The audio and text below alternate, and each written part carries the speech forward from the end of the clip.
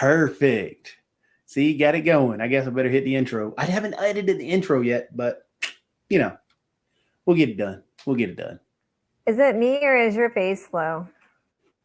My face is always slow. No, like your Oh, I can't subtitles. tell. In the subtitles? It's like those old kung fu movies. You're like, Ooh. Yeah, I don't know. and I'm gonna have to check that out. I can actually. Ooh, I can actually check that out. hi All right, I everyone, guess. by the way. Oh yeah. Figuring stuff out. I guess I'm gonna push the intro button. Hit it. Here we go.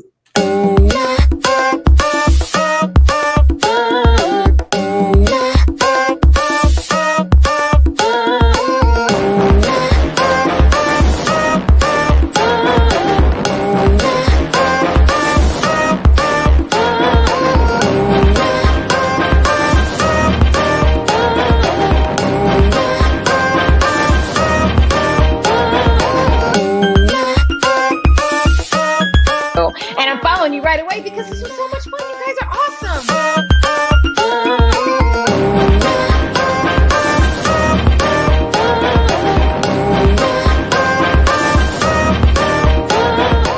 And begin. All right. Back live. So how was your weekend? Oh, Peachy. Anything exciting? So Sunday, my eardrum burst. I thought it burst. I don't know. Someone like kind of unintentionally yelled in my ear, and then I had this slow simmer pop thing, and it hurt. And then I was trying to fight through it, so then my whole body ended up hurting. And I went home and slept for like 14 hours. And the next day, I got one of those little things for swimmers you put in your ear. And it hurt to the point where like someone whispered, was like, oh, hey, how's it going, on my left ear, and my right ear popped. But they whispered on my left ear, so I just started like, it hurt so bad, I uncontrollably started crying. Like it was horrible.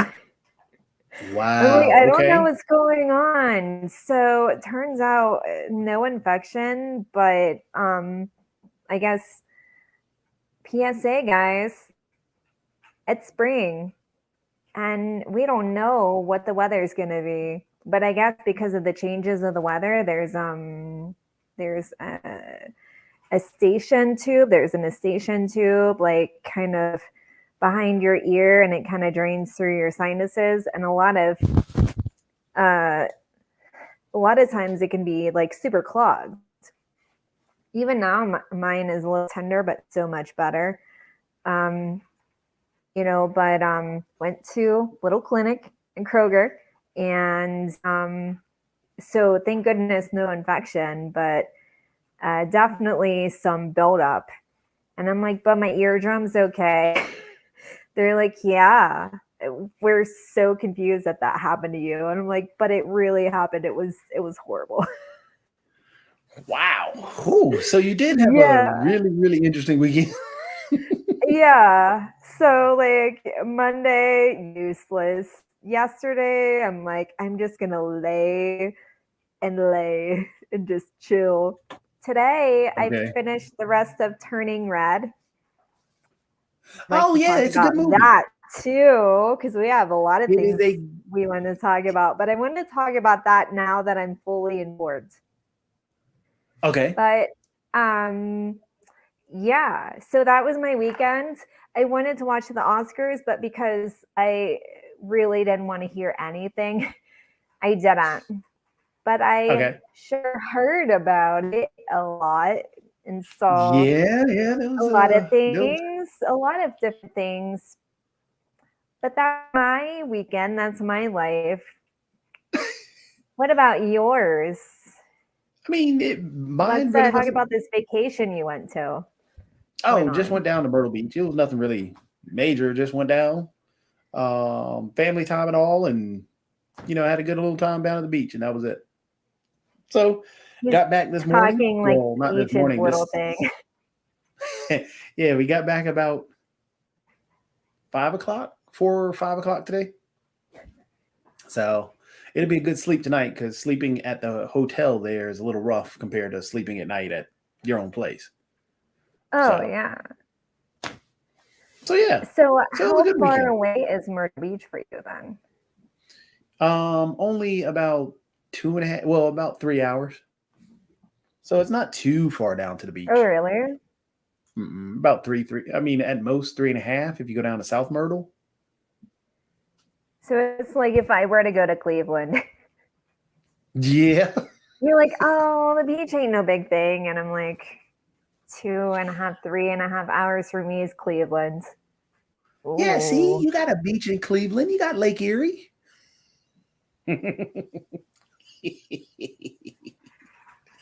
I mean, Did your it's babies have a fun. good time? Yeah, everybody had a good time. Everybody had a good time. So it was a nice, relaxing time. Got to catch the Oscars, because we sat up and watched it since Janora was on it. Yeah. Yep. She That's did a his good job. sister, everyone. Yeah, she She's did a good big job. time. Yeah, she Yeah, does. she's definitely big time. I mean, I'm sure a lot of doors will open for her now, which is good. So that's pretty awesome. I So, love yeah. that it was a huge LGBTQ moment. Yep, it really was. Really was. Yeah. And minus the altercation, it was actually a very inclusive, positive Oscars. Oh, that's Including good. everybody, and giving and actually reaching out into different communities that don't normally get touched, and allowing them to be a part of the Oscars, and understanding more so that, hey, there are people that represent you that are here, which was a great thing.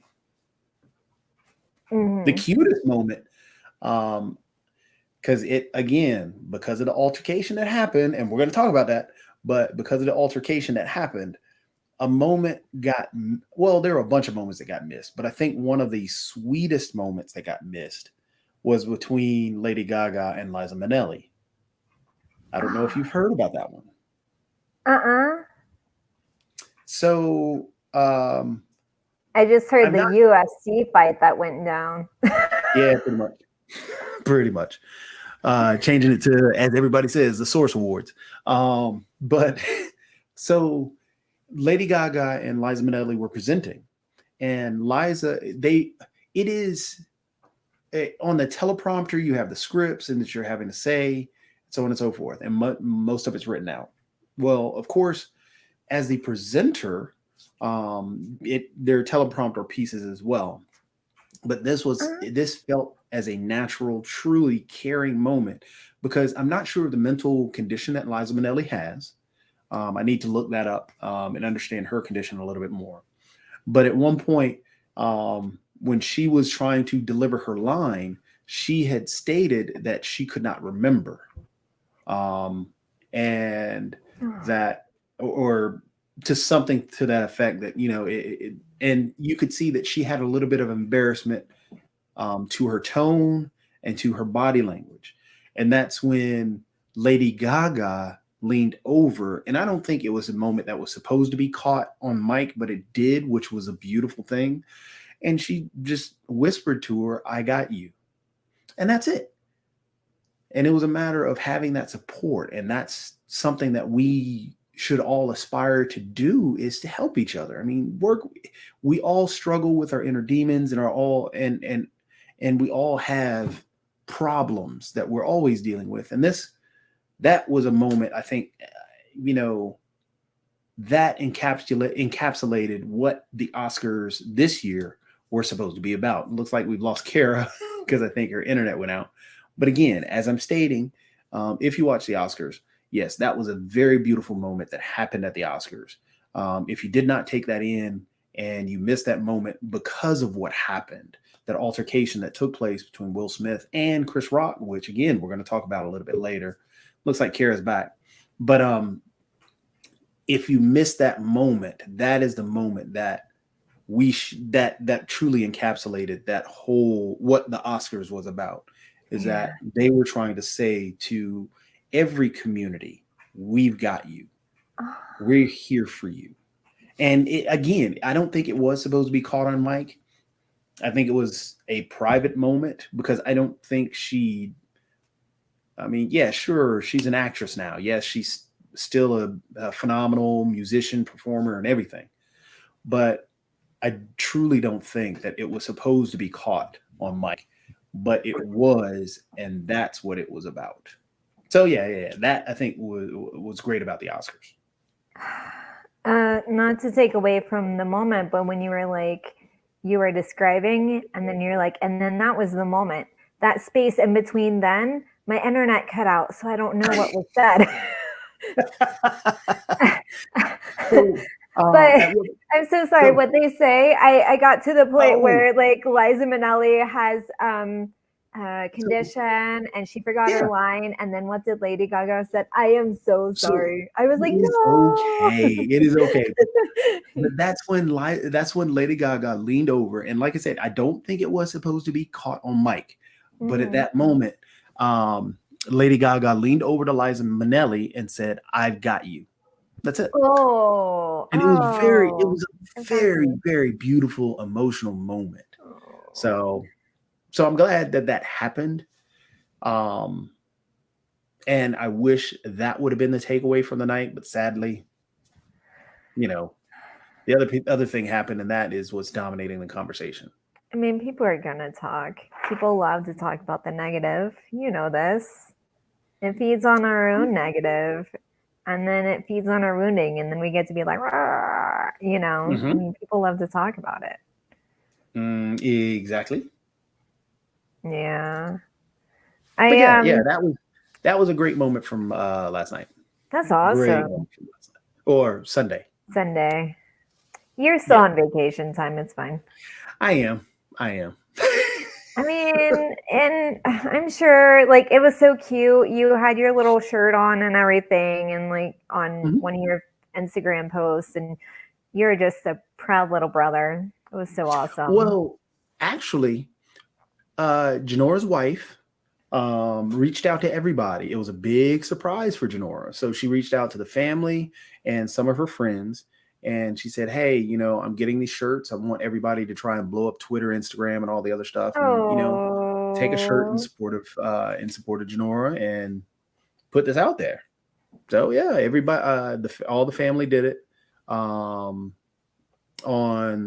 her wife's side, I think her family did it. And then of course my family all had it on, and it went well. It went really well. That is so cool. Yeah, I am. Now that I can hear and these earbuds don't hurt, I'm gonna go and actually watch it. So I mean, it was a good Oscars. As much as people want to say, well, it was boring, it was dull, or whatever. Oscars are supposed to be boring and dull. Yeah, I mean, it's an award show. Yeah. It's not a action-packed movie. It's an award show. You have a presenter, and you're bringing people up. A presenter, you're bringing people up. Yeah. But yes, it was just fine. It was directed well, and don't get me wrong, I'm not huge on the Oscars in the sense that it's a bunch of yes, the actors are all friends. They're standing up in front of all their friends and and awarding each other as friends in a sense. Yeah, I get all that. It's like high school. That's what happens in every business. Yeah, it's like high school. You belong to a huge high school, and some people are buddy. Some people belong to a different clique. Exactly. You all just kind of know each other, and then you get these new people who come on board, and they're like, "Oh my God, you're the prom queen." Yep. So nice to meet you. So yeah, that's high school. That's what happened at the Oscar, or at least that part. So I thought, it's what you should enjoy it. It is definitely worth the watch. I just like the whole notion of it actually being inclusive instead Yeah, of it was. being like, oh, we're gonna say it's inclusive. Like what Coda won Best Film. Coda, Yes. Coda's predominantly hearing impaired or Hmm. hearing, um, yeah, um, cast, which Hmm. is pretty cool. And it was essentially a silent film.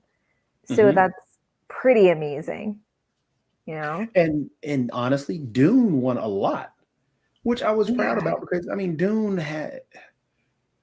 Dune it was a a video good game Dune. No, not or Dune. comic? Dune, Dune. Oh. Dune was an old movie. Well, it was a book. It was an old movie. They redid it on HBO. They put out quote unquote part one, which was really just Oh. remake of the first movie. And it looks like the second movie is going to be telling the story even more, adding more information from the book and pushing the story forward. It looks Oh, a like a book. great. Okay. The first Dune was great. If you like film and the cinematography and the meaning behind it, I mean, it was well done. It was definitely a very beautiful game to watch, movie to watch. But Okay. yes, all Yeah. the Oscars was very inclusive, except, and again, like I said, it had to be ruined by the one altercation.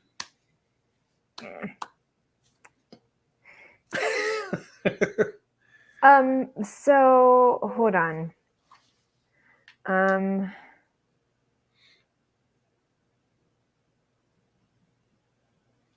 Uh-oh, what you got? hold on. By the way, I, this game is called Far. It's part two of another game. oh, nice. Far Changing Tides. I forget the name of the first game, but this one is another very peaceful game. I guess since we're going to be talking a lot about very some tough topics in that altercation, Uh-huh. it's good to play a peaceful game. Before we do that, raising my hand. Okay, so I'm super excited. You and I talked about how it was a very LGBTQ Oscars, Hmm. which is of course super awesome. And I love that West Side Story, um, Ariana DeBose, she Yeah, is Afro Latina and queer. And and from North Carolina. yes, is she? What is Yeah, you didn't know. she? No. Yep, I knew another Janora North is from North Carolinian Carolina representing. because she comes from the same family as you. No. She's down the road. Really? That's so Yeah, cool. But she won supporting actress, which is yeah. pretty awesome. And she was the first openly queer actress to win Best Supporting Actress. Hmm. Really, to win an Oscar. So that's pretty amazing. Very amazing.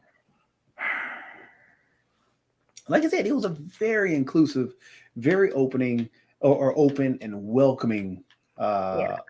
Oscar presentation. Yeah.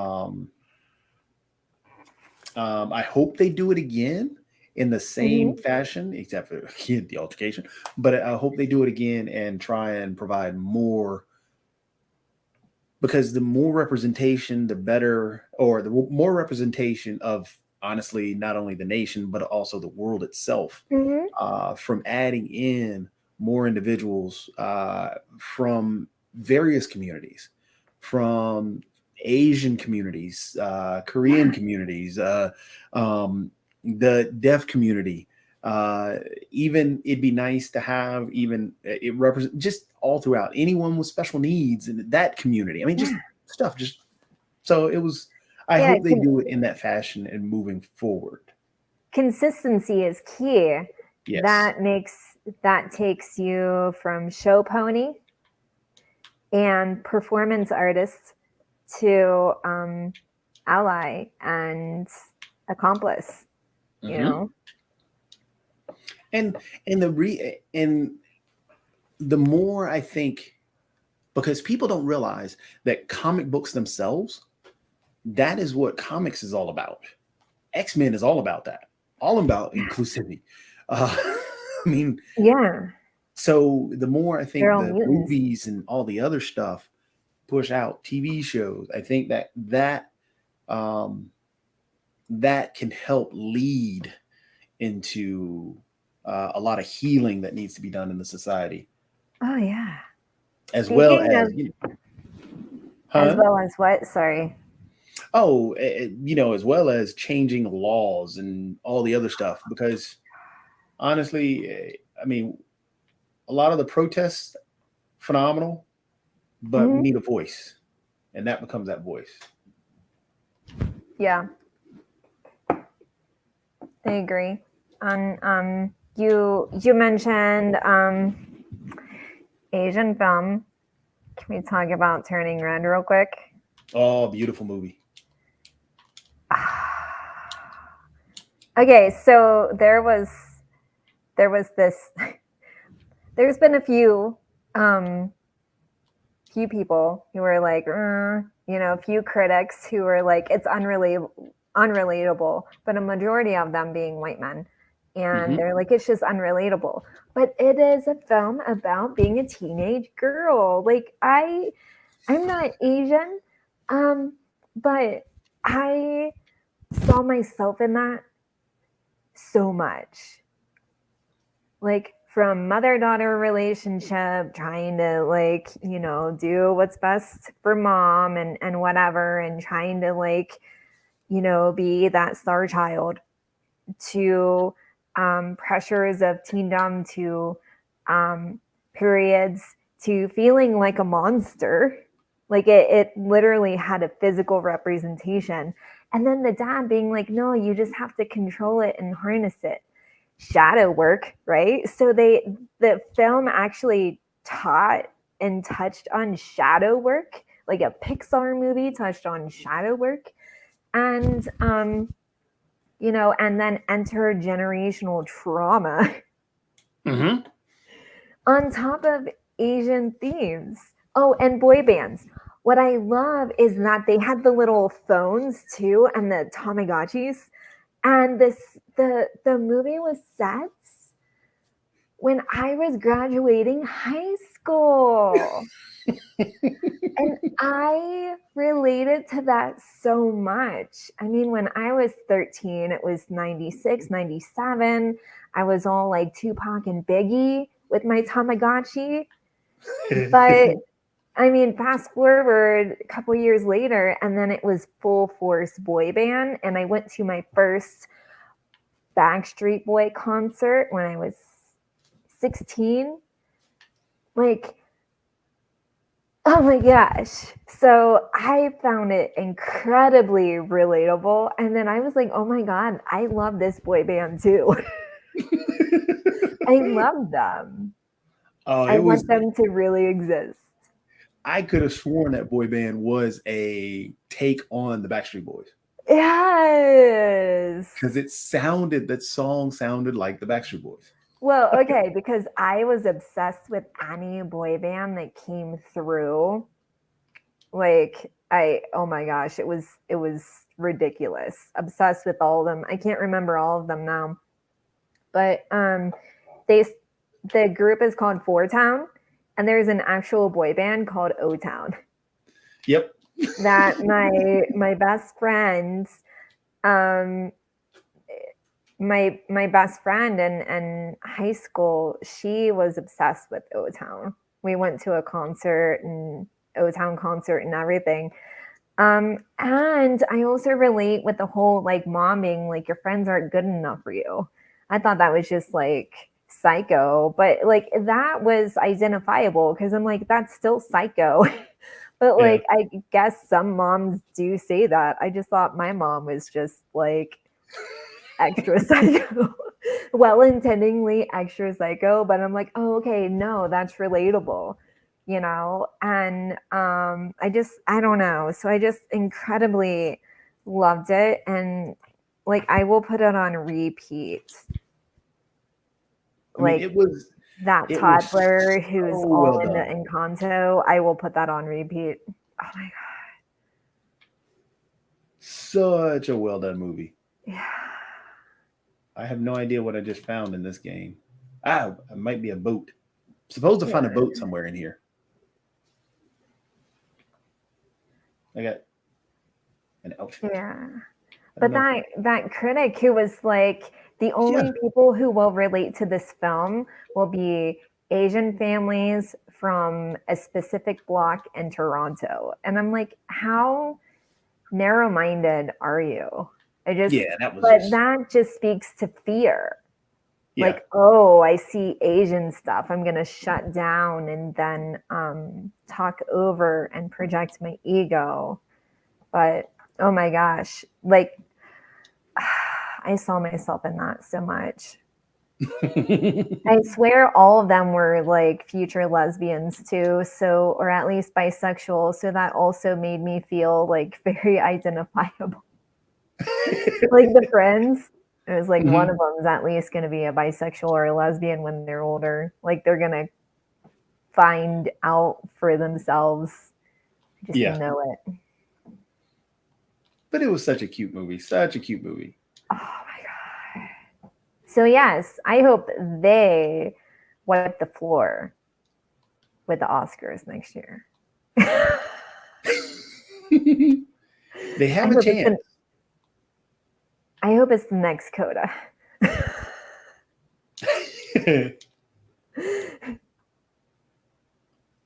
in the world am I supposed to do here? I think I missed my opportunity. What is that? Are you a buoy? Are you a duck? What is that? I got a propeller now, but I don't know what I'm supposed to do with the propeller. No hot pants this time. No hot pants. No hot pants. Oh god. All right, so you ready for the fun talk? Yeah, I feel like you have a lot to say about it. I had a lot to say about Turning Red, so I'll just let you talk about this till you're blue, and then I'll give like blue in the face, and then I will give you my take. But hit it, Jacoby. Hit it. Take it away. I've been in because I would love your take as well. Because you'll definitely get it. But I feel like definitely you take the mic and run with it. Because I've been in so many discussions about this and people trying to justify violence, and you cannot do that because, regardless whatever somebody says, it's not justified unless it's a physical threat for you to turn around and hit somebody. It doesn't matter if they're picking at, mother, daughter, son, dad, brother, whomever. Going and hitting someone out of violence isn't going to be a solution, and it only makes you look weak in doing so. And there's a myriad of ways that he could have handled it, especially if the joke, quote unquote, was so offensive to him, even though he laughed, then looked at his wife, who his wife has already said that she doesn't care what people say about her hair. And people do not know if Chris Rock knew about her condition or not. But again, for him to take time and process, first I'm laughing. Okay, she doesn't look happy. So let me go and make her happy by hitting this gentleman who said a joke. I don't think that is a solution to anything and only a problem to everything. Kareem Abdul-Jabbar wrote a piece. I don't know if I shared you that piece yet, but he wrote a beautiful piece, and he actually said it a lot better than I could, discussing how what Will did was reinforce stereotypes that a lot of people already feel about African Americans, especially if they see African Americans in particular settings. I mean, the whole joke of you can take a boy out of the hood, but you can't take the hood out of the boy. That's a derogatory stereotype, and that reinforces for those individuals who already see you in a bad light. That altercation reinforced that. Yes, what Chris Rock may have said could have been offensive to, or was offensive to some people with that condition.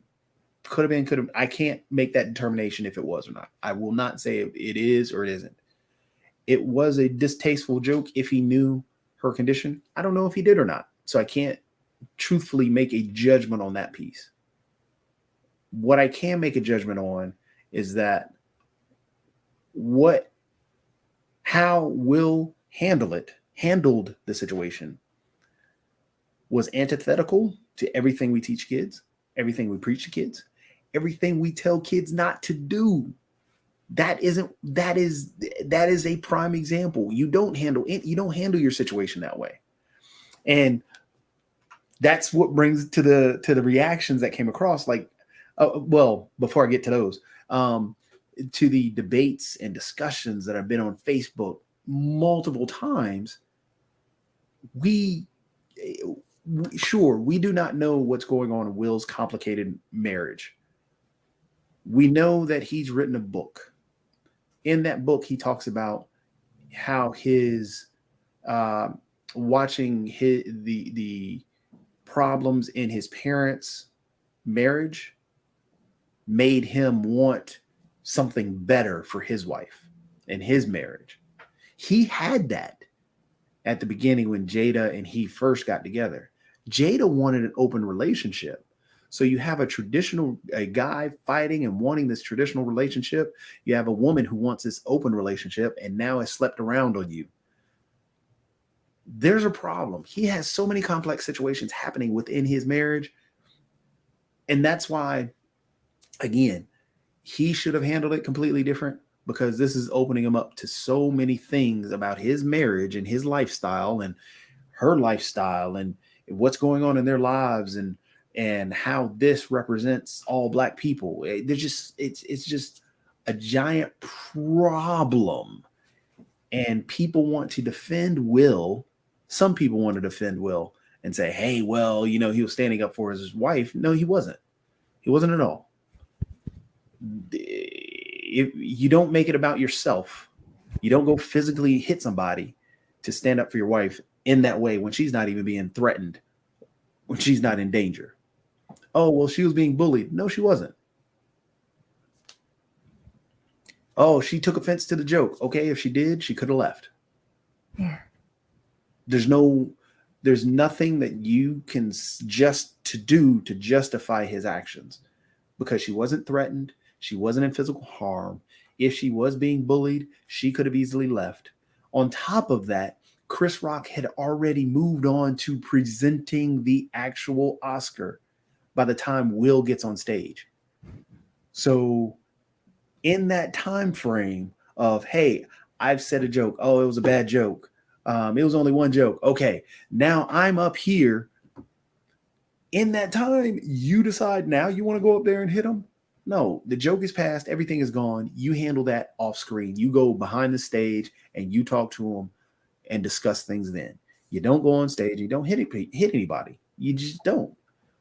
So again, I think, and then on top of that, I guess to tie other things in there, and this is where, I mean, all of it's really in your realm being, the health coach and stuff.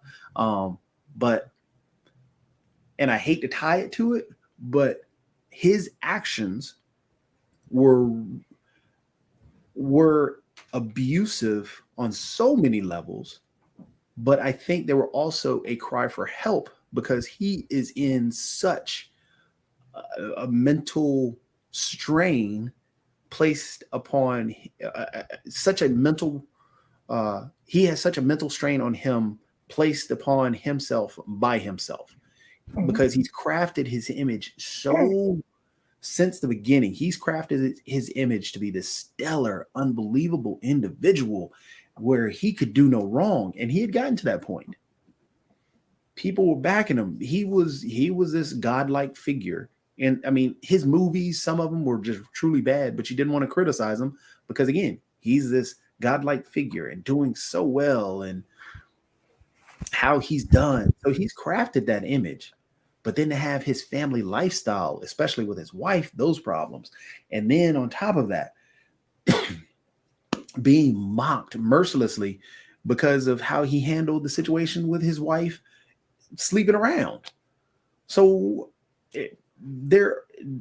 everything to me, I hate the line that he used at the end in his speech. Once you see it, he talks about he wants to be a vessel for love and all this other mess. Well, you just abuse somebody. You can't. That's what a domestic abuser says. Hey, I love you. I beat you because I love you. That's not kosher. But again, coming from me, I kind of tied, and it's an extreme example, but I think it's a relevant example. How I hate to say, the kids that end up grabbing a gun and going to school because they feel bullied and they have no other answer. The worker who's mercilessly mocked and looking for some outreach, some type of help, but instead of being able to get that help, goes and does something very bad and hurting somebody tremendously bad.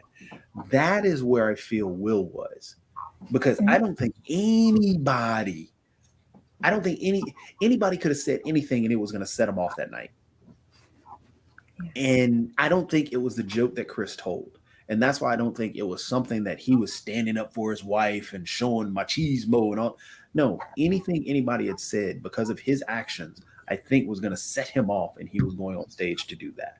So, I mean, that's basically my piece of, I think there is a major problem. Will needs help, needs legitimate help. And honestly, I think he and Jada need to separate. I think he has to separate from Jada, not Jada separating from him, because of the condition that he's in, because he sees this perfect marriage, or wants this perfect marriage, and is fighting for this perfect marriage because of what happened in his parents' relationship. So he wants this ultimate perfect marriage. If she breaks up with him, he's going to stalk her. He's going to pull a Kanye West and go after her. But if he's able to break away and see that it is detrimental for him and his kids, I think it'll be a much more healthy thing for him. It's never going to happen unless he gets mental health at this point. What you got, Mark? No, I was just wondering. Go ahead. Oh, no. I just want to say hi, Mark, and then say something, but then, yes, say your thing, Mark.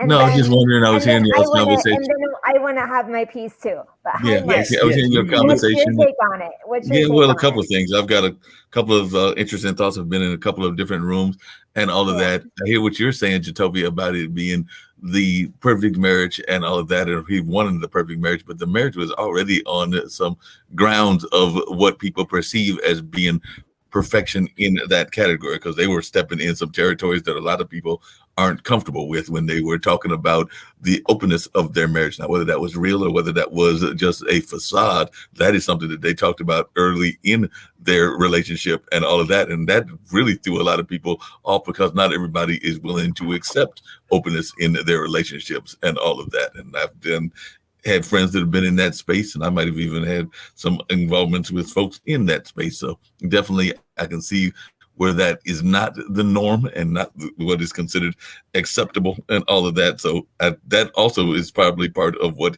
he has to come to terms with and come to realization, whether he's even willing to deal with that space. As far as Chris and everything, because I've been in a couple of different cultural rooms and rooms in Clubhouse and everything, one of the things that actually Sandra DeBose, who I think you know, because she's actually got alopecia and is actually a well-known actor here, Jatovia. She's done a lot of work in this space and is actually running an alopecia support group on Facebook and other places, and is very proud of her baldness, but she's has some background like you do in theater. She was actually bringing up a point that I had not really thought about, which is that we're talking about Chris and this joke that apparently he told, but was it a joke that he actually wrote? So a lot of that's the other thing that people might need to also think about, because it could have been a joke written for him, and that he was just trying to deliver the joke, because sometimes the material is your original material as a comedian, but on those Oscars and other things, sometimes it is things that are written for you.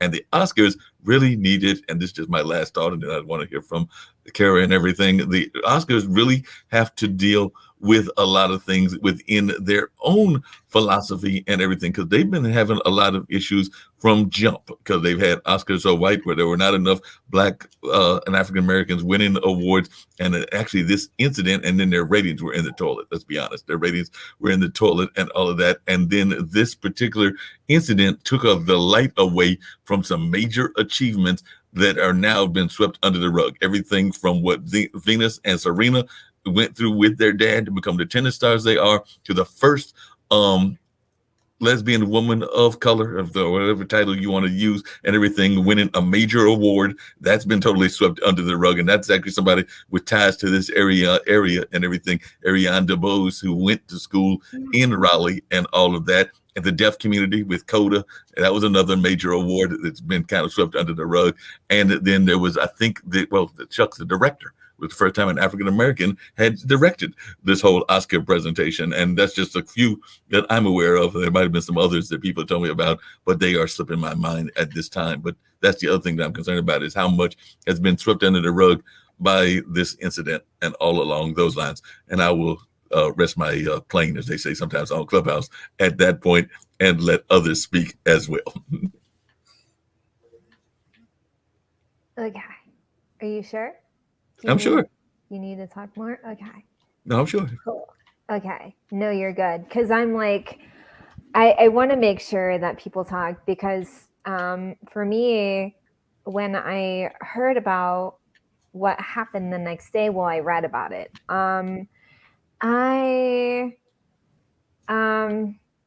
A lot of things, because one, I can't speak from authority, but a lot of things I saw could be a lot of triggers.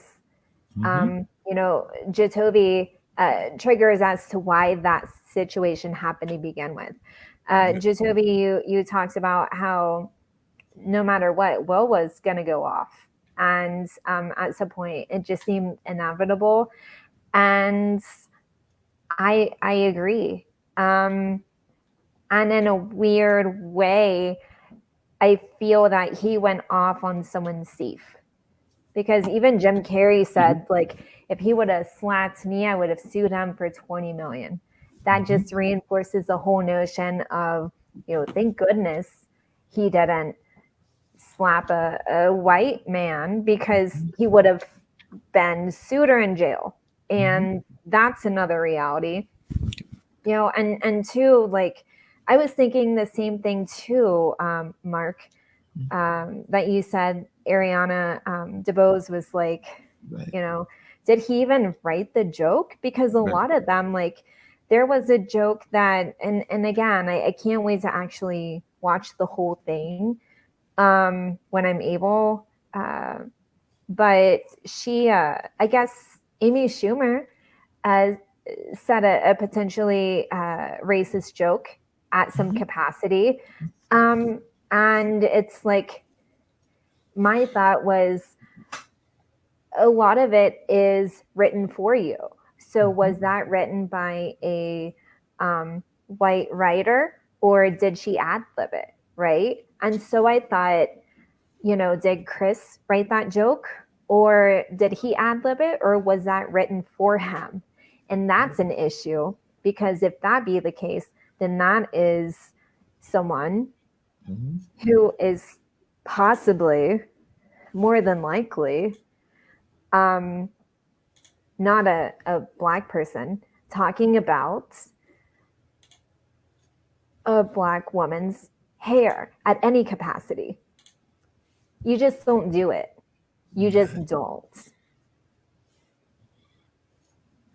And so I think that's why some people are like, hey, that's justifiable, because you don't talk about a Black woman's hair. And there's so much around that. And so I don't justify it, and at the same time I see so many woundings. It's like I feel like it was a setup. It was just a perfect storm. It was a setup. Will definitely needs to enroll in therapy. I hope this helps him realize he needs therapy work around trauma. Very much so trauma, because that was a trauma response. And the whole notion of Jatovi, you're like, it took him a while to get on the stage. Yeah, when you're in a trauma state, you're just like, what the fuck just happened? What in the holy fuck just happened? And that, I mean, it was purely a trauma state, 100%. And again, not justifiable. And I hope this is the catalyst for him getting help, because there's so many things. Like, there was not a good side on any of it. And I don't know if this is true or not, but, you know, of course you read all these things, but I guess Chris Rock has a condition that is similar to Asperger's, to where he has an issue, or he has a hard time properly interpreting things. So he doesn't, I guess he doesn't realize it's what he says. He thinks it's him or something. Yeah. I don't know, but it's like a condition similar to Asperger's, but it's like processing, and which you know, is understandable, because people on the Asperger's autism spectrum, they perception is different, and so that's something that he's getting therapy for. But I really think, like, he couldn't have possibly, I have to go back and watch that again, because I did watch the clip, but it looked like he was reading it off. It didn't really look like he was ad-libbing it. So again, that's my biggest issue. If it was a written joke about a Black woman's hair, we need to talk about that. Yeah. Well, I'll have to disagree on so there are plenty of jokes about Black women's hairs, especially the weave jokes and so on and so forth. The histrionics is about joking on Black women themselves, where you're evidently the histrionics is that Black women are always abused in jokes and nobody ever stands up for them in the jokes. Hence the reason why Tiffany Haddish jumped out and said, well, I'm finally happy that somebody stood up for us, and blah, blah, blah. Yeah. And regardless if the joke was scripted, because I've read reports that the joke was taken out and it was improvised. Regardless if it was or if it wasn't, again, I don't think it was the joke that really set Will off. Because Will was laughing at the joke. You'll see once you watch. No, I didn't see that part, but it was like it was like a reflex. Like, hey, Chris, I know you, buddy. What's up, buddy? Hey, I'm laughing because it's a joke. And then what the hell did you just say? No. When he looked at Jada, is when things switched. Yeah. Well, that's what I was going to ask you. Like machismo. Yeah. That's what I was going to ask both you and Jatovi, because that's what I've been hearing throughout Clubhouse and some of these other social outlets, including Facebook, Connect Club, and a bunch of others, is a lot of sisters are saying that they are glad because they are seeing this as a show of respect, which they feel that they have not been getting throughout the course of the history and everything. And I don't know whether you've had a chance since this incident to talk to, say, your sister who's been in that industry for a while. I know that you can talk to some of my friends. That's kind of what their attitude is that they are glad to see quote unquote respect. And they've even put in some ties between the way that happened and what Ms. Brown Jackson had been going through by a predominantly white institution in her confirmation hearing. So I've heard these kind of like parallels and everything. But I was just wondering your thoughts about the respect element. I've heard both sides from both Black women, white women, everything. Right. But again, I mean, it goes back to, I think a lot of individuals who are shifting blame away from Will, Mm-hmm. a lot of those same individuals, mostly for men, they're shifting blame away from the fans of Will are shifting blame away from him and onto Jada, saying that she's Right. such a toxic woman. That is Oh most no, that's black men. horrible. That is No. horrible to do. That is not Yes. what you're so that is so untrue. Because then Yes. that just perpetuates that whole yeah. Exactly. Oh my gosh. And Yeah. then you have a lot of women. Well, you still have more people blaming and coming and condemning Will Smith for his actions, which is right. That is where the blame and the condemnation should lie. But again, you still have people standing up saying, well, like Tiffany Haddish, well, he finally stood up for black women, but he didn't. Yeah. This whole story is not about him defending or, showing black women all this. No, the story is about his actions, and the woman he's supposed to be defending is now having to defend him. Yeah. So it is not about black women at all. It's about And what him. about the counter argument that I've heard as well, which is the counter argument I've heard for Chris's sake is that a lot of people are bringing up this documentary that he did as well, which was a documentary about the whole nature of the hair industry within the African American population. That movie that was called Good Hair, and Chris was actually very much involved with that and studied the whole hair industry while he was making that movie. Mm-hmm. There is that about the black hair. There's also now starting to circulate his back in, I guess, a few years ago. He was sitting down with, I think it was Ricky Gervais, Jerry Seinfeld, and I cannot remember the other old comedian, but they were saying the N-word back and forth. He and the other comedian, and people are, oh well, Chris Rock has always been trash and blah blah blah. Every time we bring up this stuff, an analogy to that, and we can use one of the biggest cases that just happened just a few months ago, and thank goodness it did not work, but it happens every time. So when George Floyd was murdered, what did everybody bring up to try and defend the officer for killing George Floyd? Oh, well, in his history, look at this. Mm-hmm. This is the same exact thing that's happening right now with the whole Chris Rock and Will Smith thing. The fact that Chris Rock and the other white comedian, were going back and forth saying the N-word has nothing to do with him saying a joke on stage and Will Smith coming up there and hitting him. Nothing. What do you think? The history what do you think about those? That had nothing to do with it. Yeah. Like, I think it is important to say, Will reacted on his own. I really think that seeing his wife's face was a trigger. It was a slow roll and then trying to process and then a trigger. So wounds all around. Chris did get hit in the crossfire, right? He got caught in the crossfire. And even then, though, that joke can be a teaching moment, but definitely some wounding all around, and regardless of it happened, right? The situation happened, so accountability. So take accountability for your actions, and I hope that Will does. Right. Mm-hmm. And at the same time, his feelings around it are completely valid. Oh, yeah. Mm-hmm.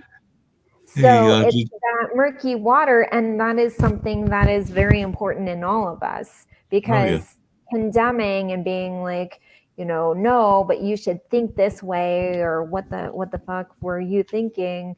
Like, that only pushes down more shame, but him being like, you know what, like, this was my thought process and this prompted a result, and I need to do better. And so what's that going to take?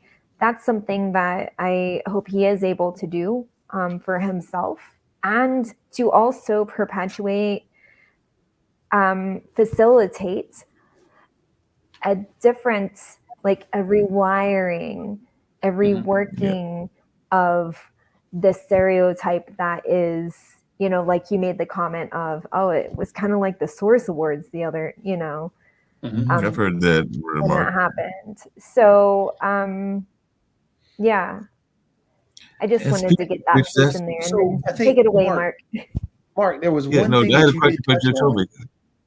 So there was one thing that you did touch on, and I think that also adds that complexity within the marriage. And I think, Kara, we were talking about it earlier, how Will Smith wanted a traditional marriage. Right. Jada didn't. And so having that complexity, how you had brought up, having that open relationship, and you're fighting yourself to do something completely different because you feel this woman, you don't want to separate and all this other stuff.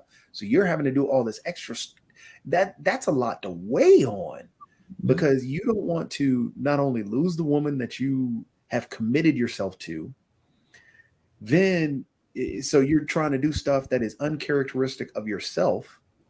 I mean, there's just so much that he mentally and that trauma that he's having to deal with. And that's where, yeah, he needs help. Well, I want to add one more.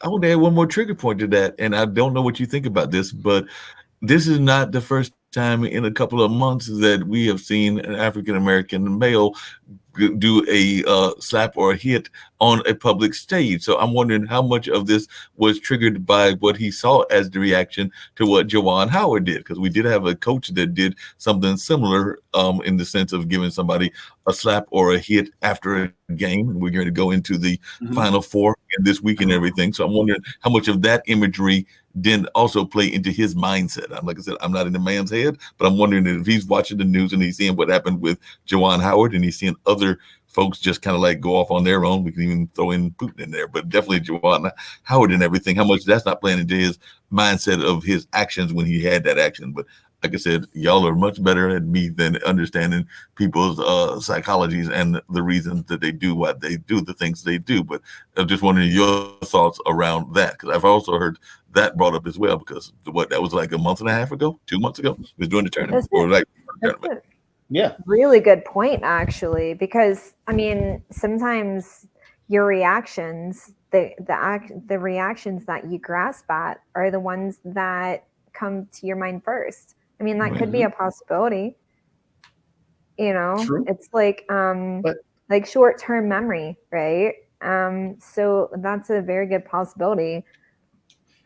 But are you saying, did that play in Will Smith's mind in terms of something that happened? Like, what do I want to do? So it's hard for me to, did he watch the Michigan game? Did he watch the highlights of ESPN and all the other stuff? I don't know. So I don't know if that played in his mind. I will say that, just as we talked about how, Mark, did you read the Kareem Abdul-Jabbar piece? I know Kareem's been speaking, but I haven't read his latest piece to answer your question. Oh, his latest piece was phenomenal because it talked about it. And I think that slap from, the thing that Juwan Howard did ring in society's mind those same individuals that got that stereotype reinforced. Right. So I think that more so rang in society's mind more so than it did in Will Smith's mind. Because again, I think Will's just stuck on a lot of stuff happening in his life. There's just so much going on for him. He needs mental help. He needs to sit down with a psychologist, psychiatrist, whomever, and just get it out and figure out ways to process things. So I don't know if the Juwan Howard thing would have played in his mind, but I'm sure that it played in everybody else's.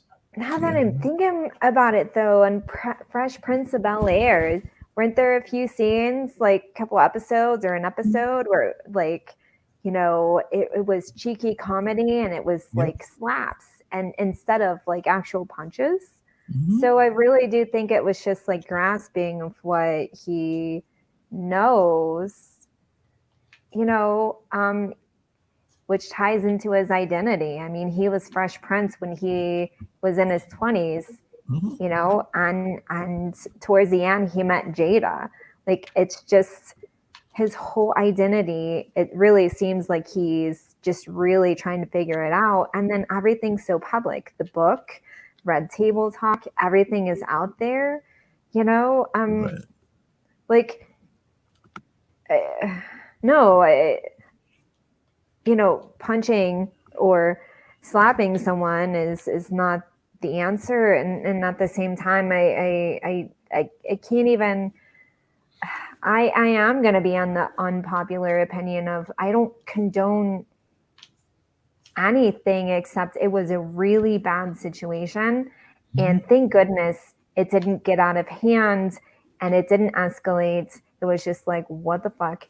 And Denzel and Tyler Perry were there to support him, which was very important, you know, but it's just like, I really hope that this is a teaching lesson for him, a teaching moment for him to be able to work through his trauma.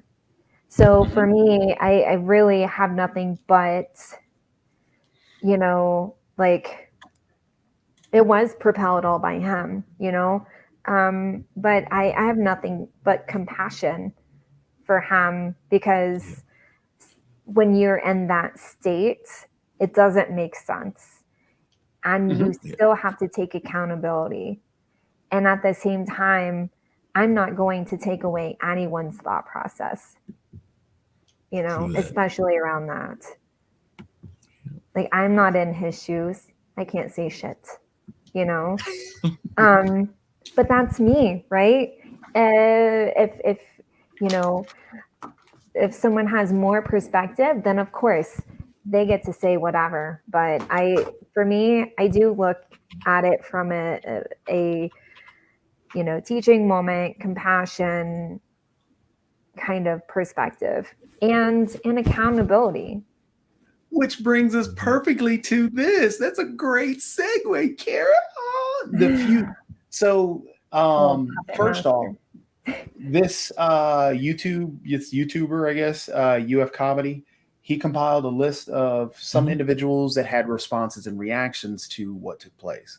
And I think at this moment it'd be great to, I guess, see if some of the responses were correct. I think most of them were. Okay. I think how they were talking about different things, yes, it's pretty vulgar. Yes, it's a good thing. I mean, but I think their perspective, because again, they are in a similar light in the sense that they are in comedy, and they are the targets a lot of times, and they also make people targets a lot of times. So they have a really interesting perspective, and some of these perspectives I'm like, hey, that's spot on. Others I'm like, okay, yeah. But I thought this was a good response from a lot of the comedians. Also, I don't know if you saw Whoopi Goldberg on Ellen DeGeneres, and her and both Amy Schumer agreed. I haven't seen what Regina said, but both of them felt violated when they saw Will Smith hit Chris Rock, and felt that he should have been removed. I completely agree with that. And as I always say, if the joke is that offensive, walk out.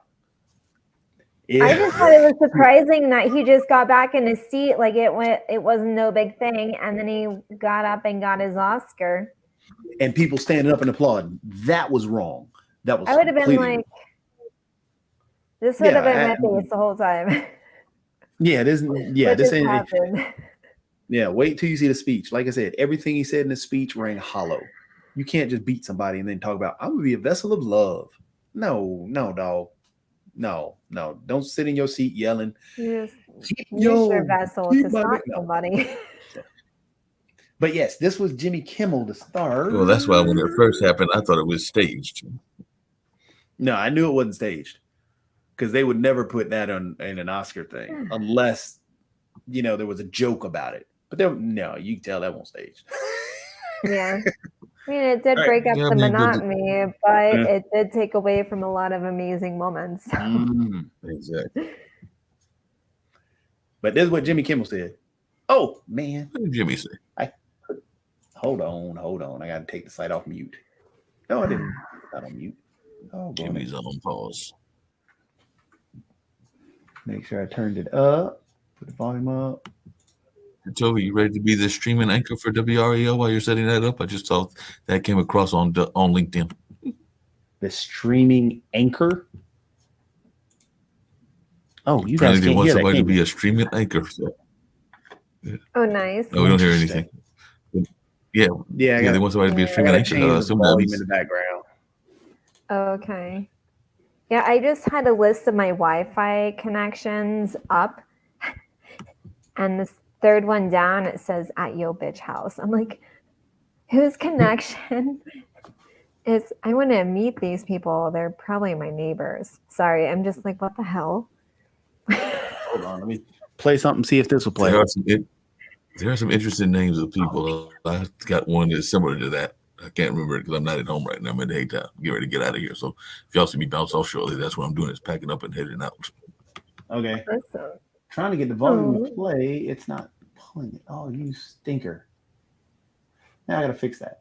What happened to Jimmy? Well, because the volume setting on this is off. Oh.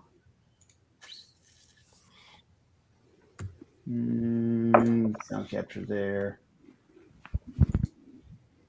Not virtual desktop. What in the world?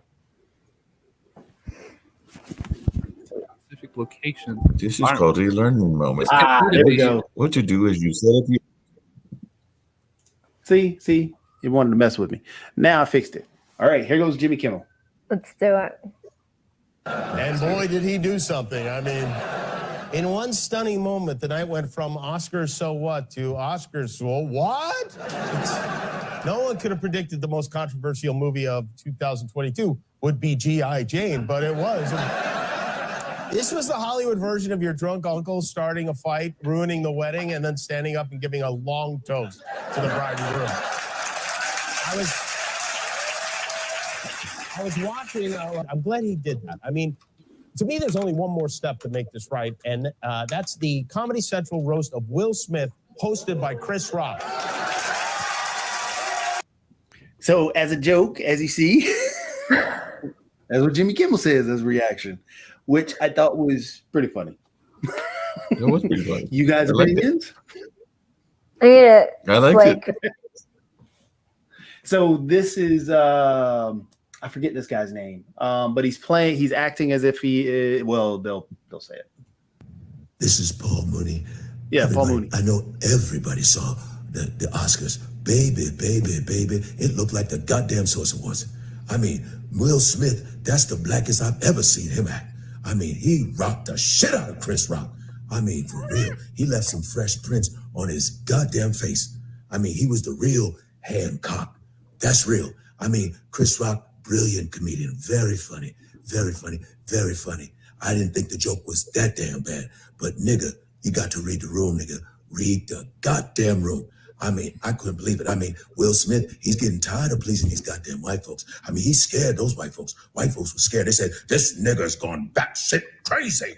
Oh my God, I'm telling you. Now, the safest nigga done ruined it for all these other niggas. Hattie McDaniel is rolling in a goddamn grave. I mean, come on. Now, they gonna open up the envelope on the next award and say, and the winner is none of you niggas. Ooh. He's got a point. You just have a point. He's got And a he did a valid great point. job. Paul Mooney. I'm always Paul Mooney's learning. been around forever. Yeah. Yeah, I've seen him Paul perform Mooney in passed Raleigh away. one time. Yep. Yep. But yeah, I think these comedians actually have a good point. This one I thought was kind of funny too. Well, kind of messed up more so. I mean, doing comedy, yeah. Oh, by the way, Chris points out, or I Like Films points out, by the way, they actually asked Smith to leave, but he didn't leave. I did hear conflicting reports on that they couldn't get.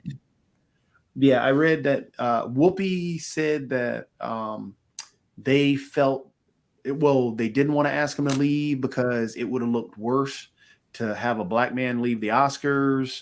That's what Whoopi said. Then there was another report that I read from Screen Rant. Screen Rant said that apparently that the heads of the committee were sitting in various parts of the room and they didn't have time to get together and to make a decision by the time his Oscar had rolled around.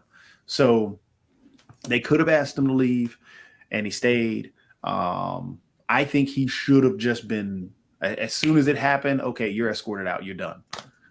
That's the way I think it should have been handled. Because do you think that they'll take away his Oscars? Because I've heard some people speculating that as well. They didn't take away Oscars from Harvey Weinstein. They're not going to take it away from Will Smith. Yeah, what was the guy that went off to he ran away to overseas because he had done some very bad things with children? Harvey Weinstein masturbated in the plants over women. No, but this is somebody else. It was like one of those. It was another. Yeah, it was one that.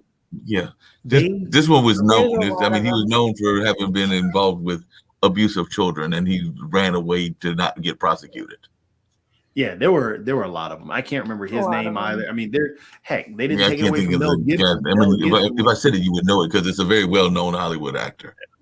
Like I said, Mel Gibson went into the anti-Semitic and racist stuff, and he won an Oscar Roman Polanski. Thank you, Chris. I think that's who I was trying to remember. Yeah, that's who it was. Roman Polanski.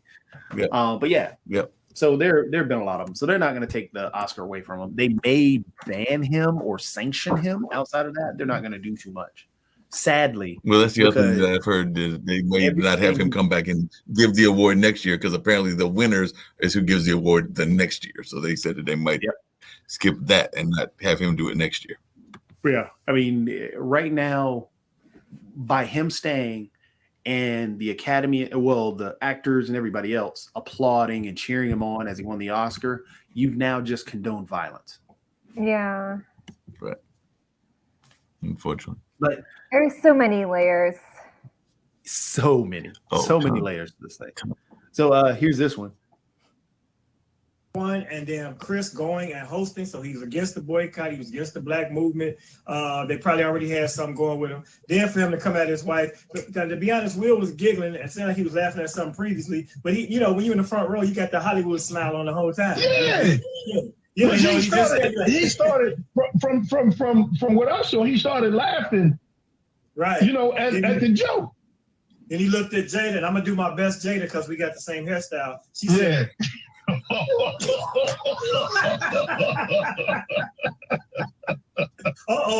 better grab a grill. I better grab a grill.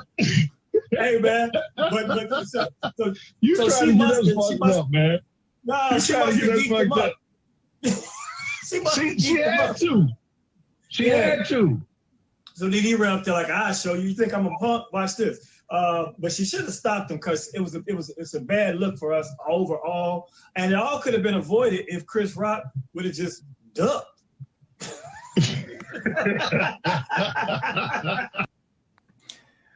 But that's what it's going to be now. Every bald comedian is now going to go at Jada Pinkett. Yeah, Oh yeah. I get it. And then at the same time, talking about the negative perpetuates the negative, and I'm all about healing. And I just, and then I understand the perspective of, hey, your actions as a Black man affect us as Black men, and I'm personally affected now, and fuck you. And I get that. Well, I don't personally get it. I see that, it's just so many things. Yeah. And Jacoby, sorry. Oh, by the way, DL Hewley and not Tavis Smiley, but Ricky Smiley have the best takes. They have honestly the best takes in terms of on this whole thing, they have the best takes on this whole situation. I agree with a lot of what DL says and a lot of what Ricky Smiley says right afterwards. What you got, Mark? I was just going to wonder your thoughts about how this is getting people to think about comedy. And I know that you're a comedian and an improv performer yourself. So a lot of people are wondering about at what point are you allowed to tell jokes about things that might be harmful and it not be harmful? And I know that that's gotten away from the whole conversation and everything, but I'm just wondering, as one that has been in that space, and I know that you've had to do jokes that are probably even going in that space, whether it was in improv or straight stand-up. So I was just wondering, for those that are listening now, your thoughts around that concept of wanting to tell jokes, bring up issues, make fun of the issues, but still do it diplomatically, for lack of a better word. I mean, comedy, what people don't realize, what a lot of people don't realize, especially, well, I guess they do, but coming off of this situation, they're trying to instantaneously jump to something and say, hey, this shouldn't happen and you should never do this. Well, okay. Right. There are some simple rules of comedy. And what ended up happening is that people took a joke from a comedian who is known for telling jokes of that nature and pushed it into a light of attacking somebody. So what happens in comedy is, yes, you read the room, you involve everybody in the joke. You have to be inclusive within that joke. You can't sit there and tell a joke and try, and I mean, any joke can be seen as attacking somebody. Look at Andrew Dice Clay, one of the biggest ones. Yeah. He was telling jokes about people in the crowd.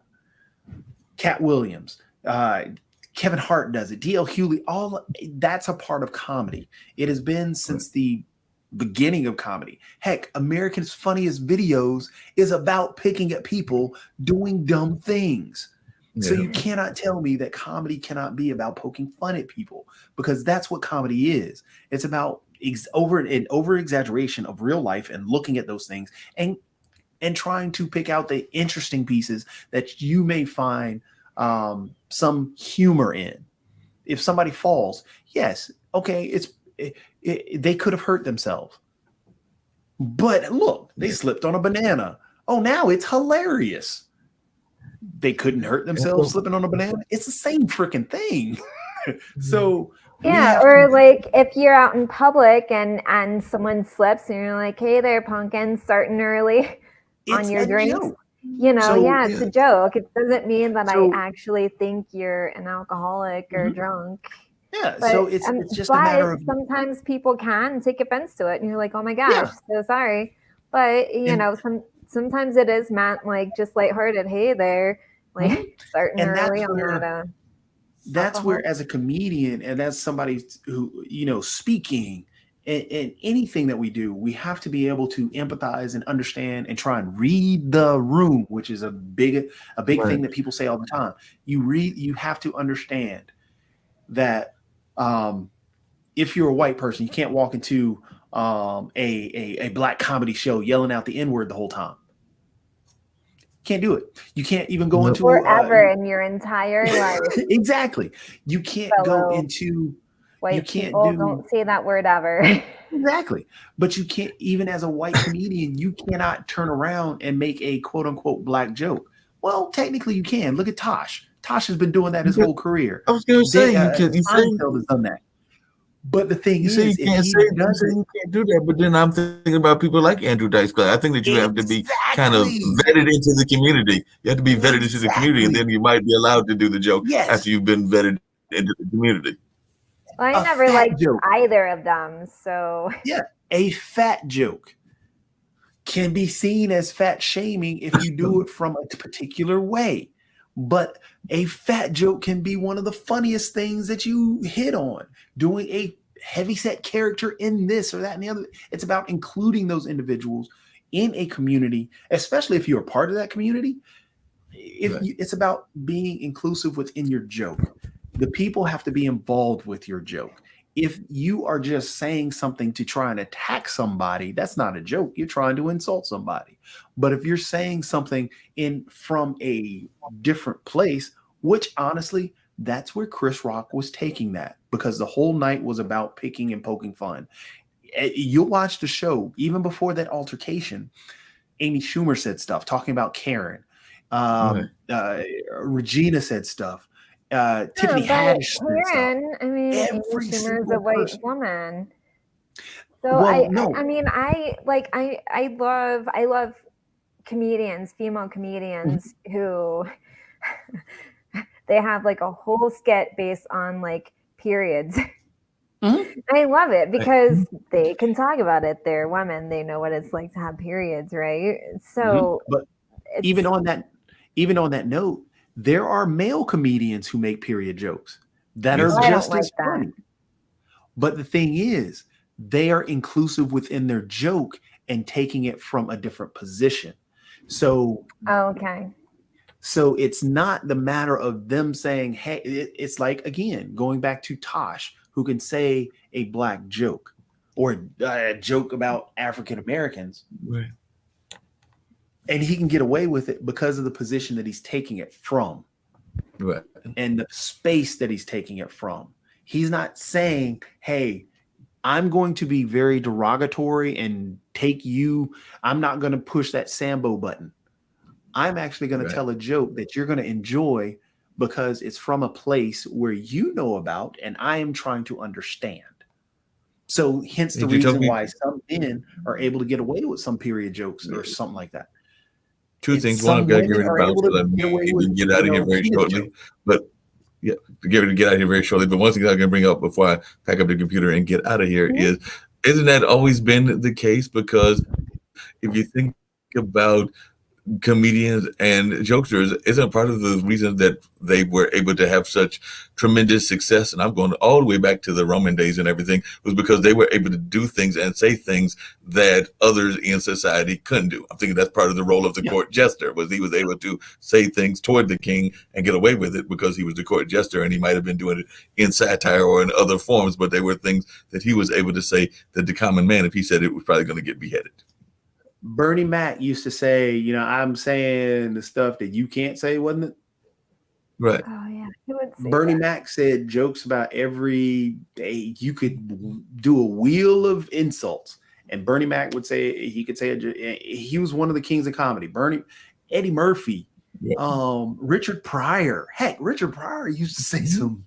I mean, look at freaking Stir Crazy. Gene Wilder got away with some jokes that could have been easily. Heck, one of the greatest movies of all time, Blazing Saddles.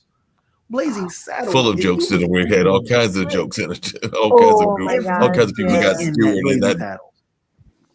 I love that movie. And so, I mean, even look at all the Mel Brooks, one of the most brilliant individuals out there.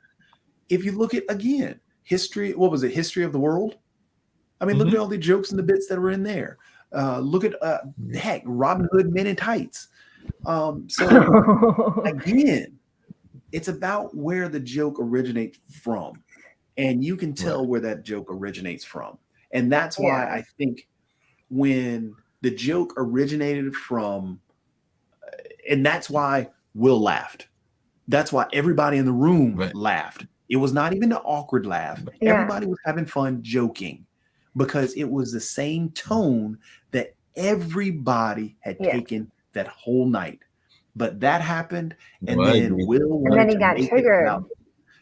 And that's why I say it was not about what the joke was. It wasn't at all.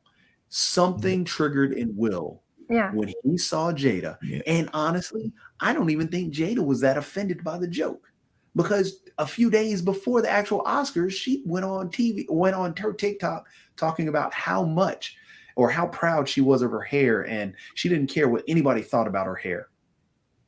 Exactly. So I'm here to bounce. I'm here to pack up. I don't want to say just around the corner from you, Jacoby, but I need to get in my extra house. So I will catch you later and everything, because I'm literally around the corner from you over at Haytime, but I need to get to my actual apartment. So I'll see y'all later. If you still on when I get home, which would not surprise me, I may holler at you.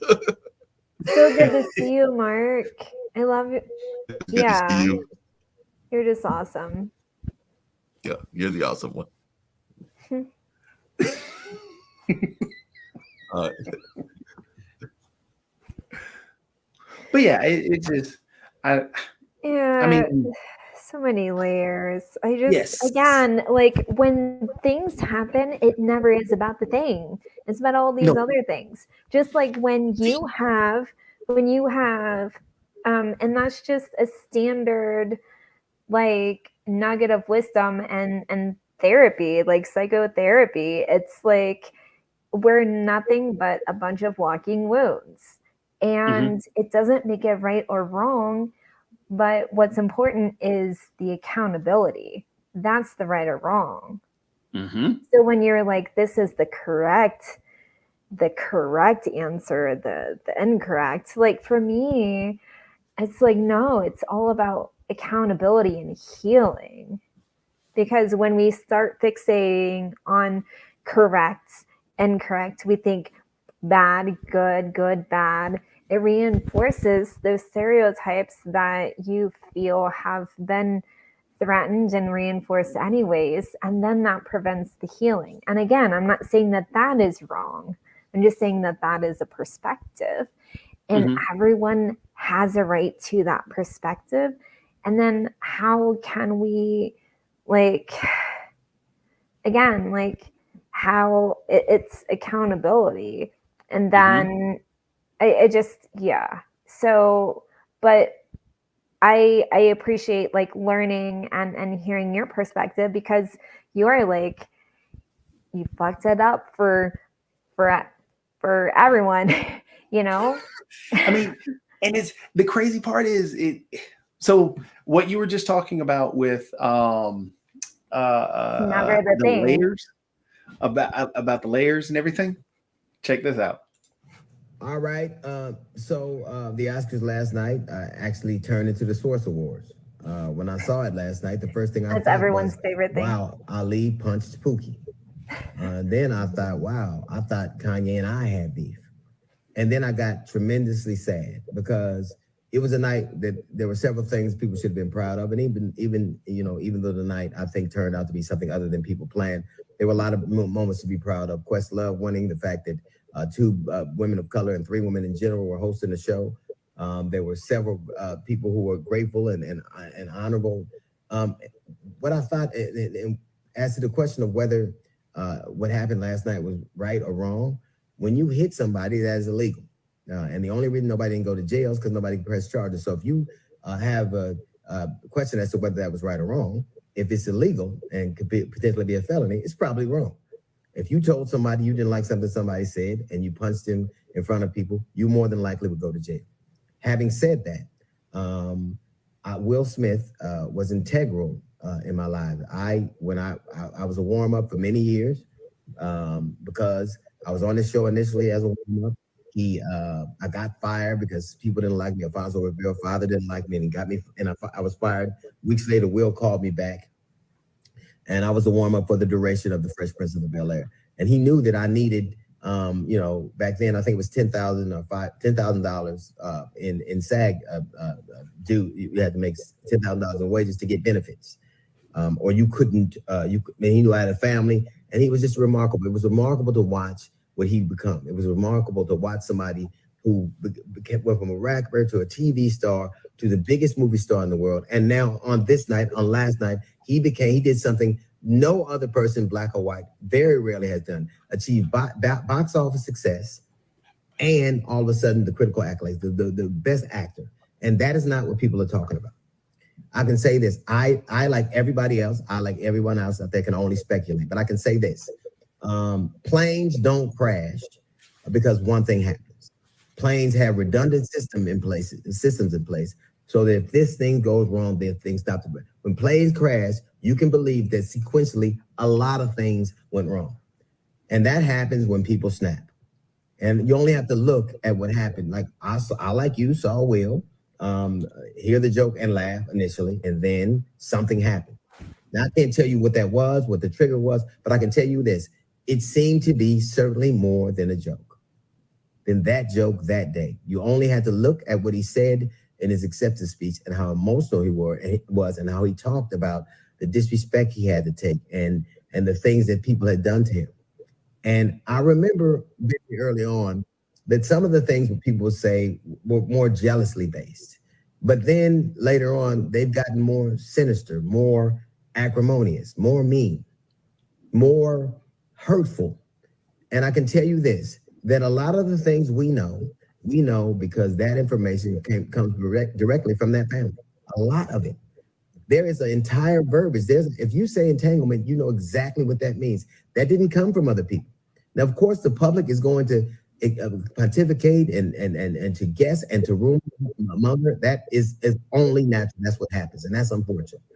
But to give them something they can use against you, to give them the club that then hurts you to the extent that you're crying about it in a very emotional way, seems to be counterintuitive. If the attempt was to protect your family and to protect your wife, don't look on the internet now, because some of the things they're saying are even more hurtful, even more hurtful. It is a shame that on a night that should have been celebratory, on a night where we saw things that we'd never seen before, we saw a thing we'd never seen before.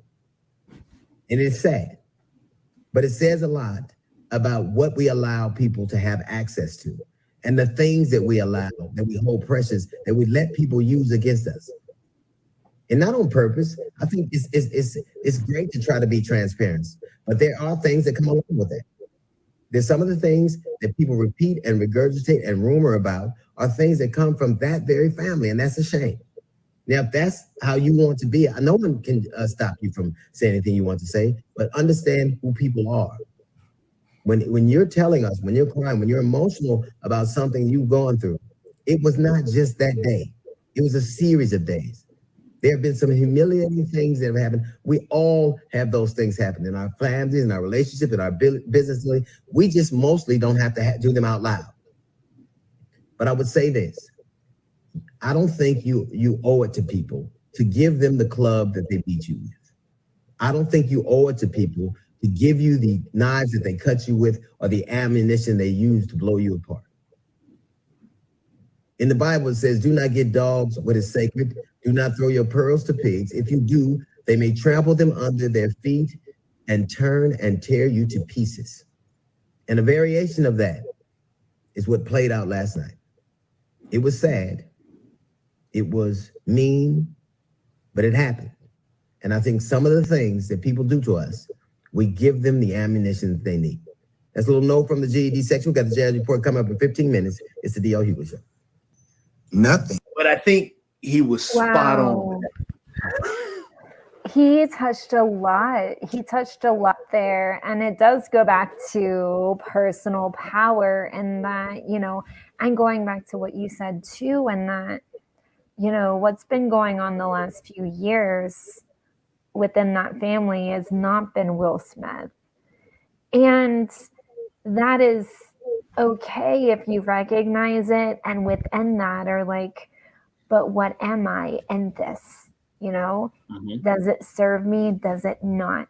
Only you can figure that out, and also the whole having so much invested in the relationship and the marriage, right?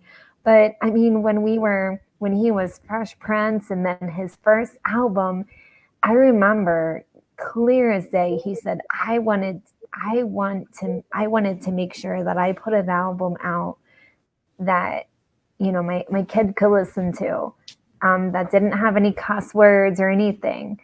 And that was like his squeaky clean image, but that was like his protective modes. Like he wanted to be that example for protection.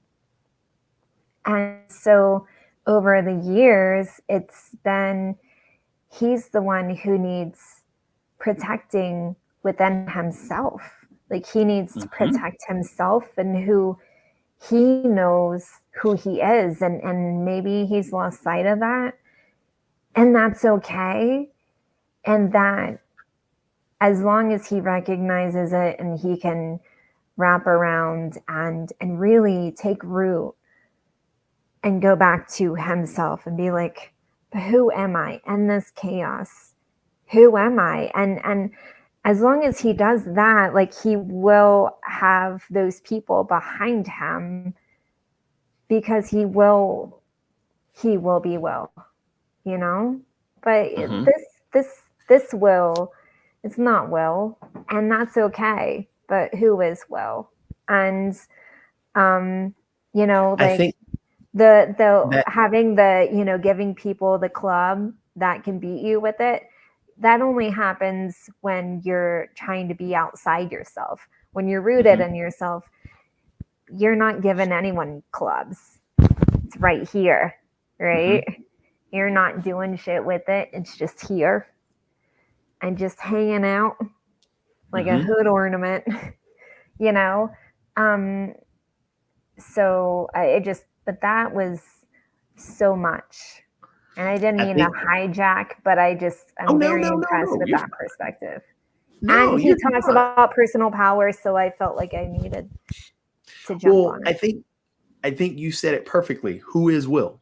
And I think that is where he is, because the situation, as you pointed out, where all the clubs, he doesn't have that power anymore.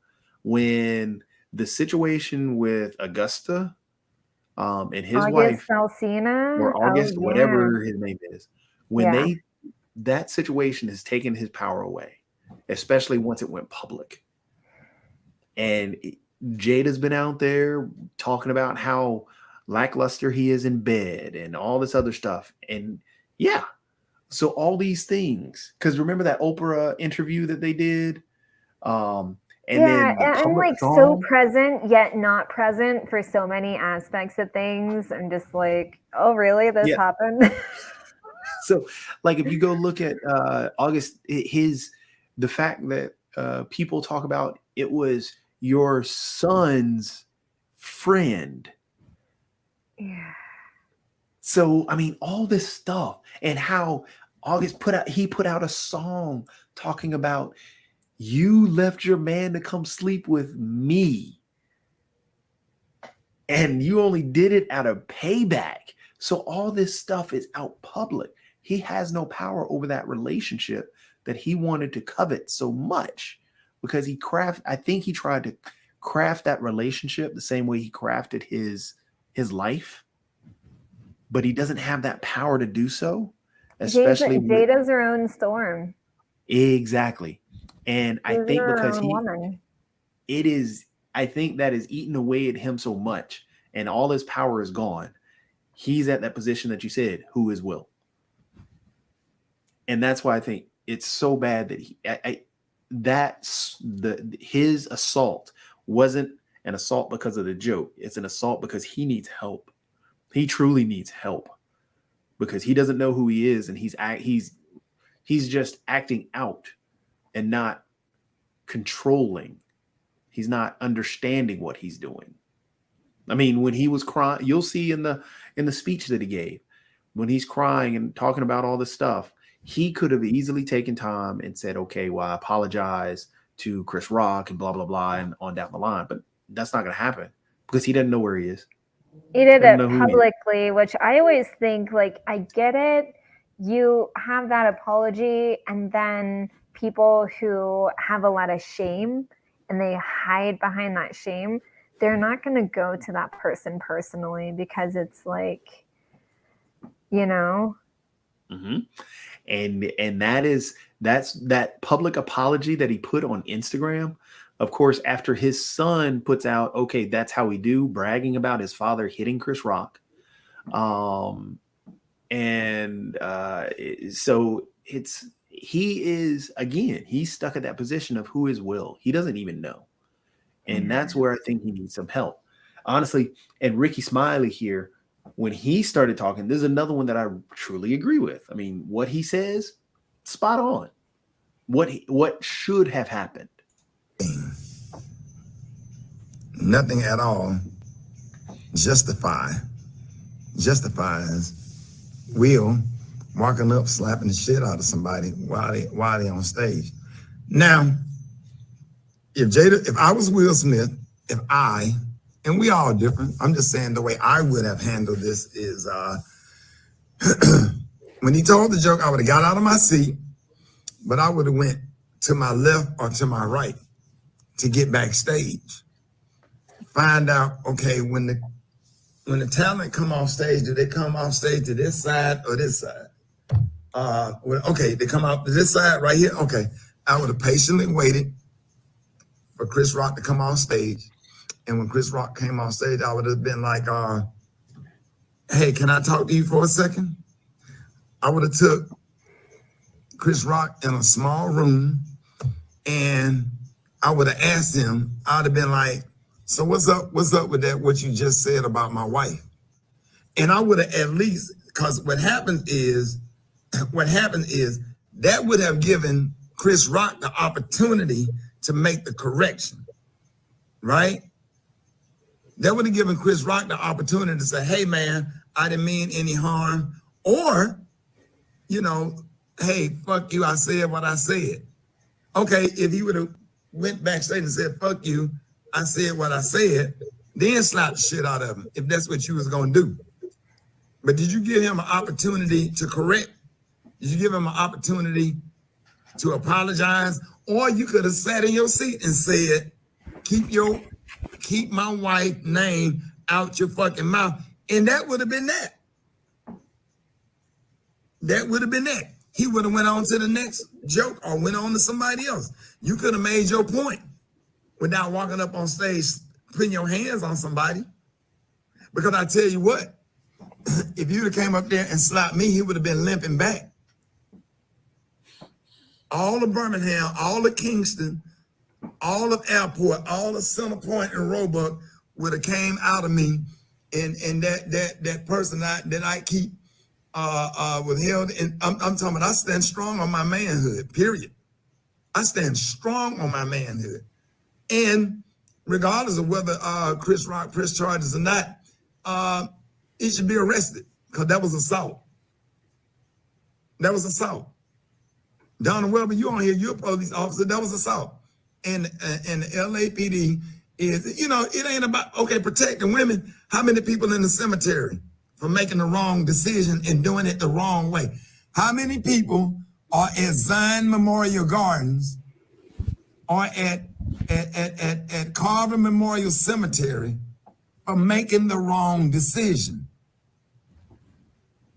You don't know what nobody past is and what somebody done been through for you to be out here putting your hands on somebody. You can't do that. It's called discretion. Control your anger, control your temper. Where was that same energy when you know, when she emasculate, in my opinion, did she emasculate him at the red table talking about Tupac and August Alsina and entanglement? That's all I'm saying. I got time, babe? Oh yeah, we still got about 3 minutes. Okay, that's all I'm saying. You know what I'm saying? You don't put your hands on nobody because somebody say something. Period.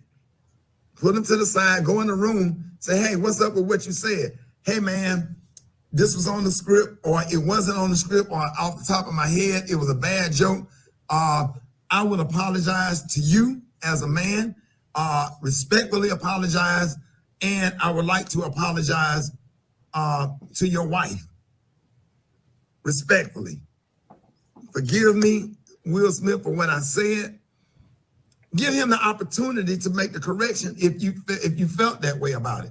But no, you went up there and you slapped him. Did anybody go and ask Chris Rock, was he okay? Right? Did anybody go up there, go to Chris Rock and say, hey man, you good? You straight? You need us to handle?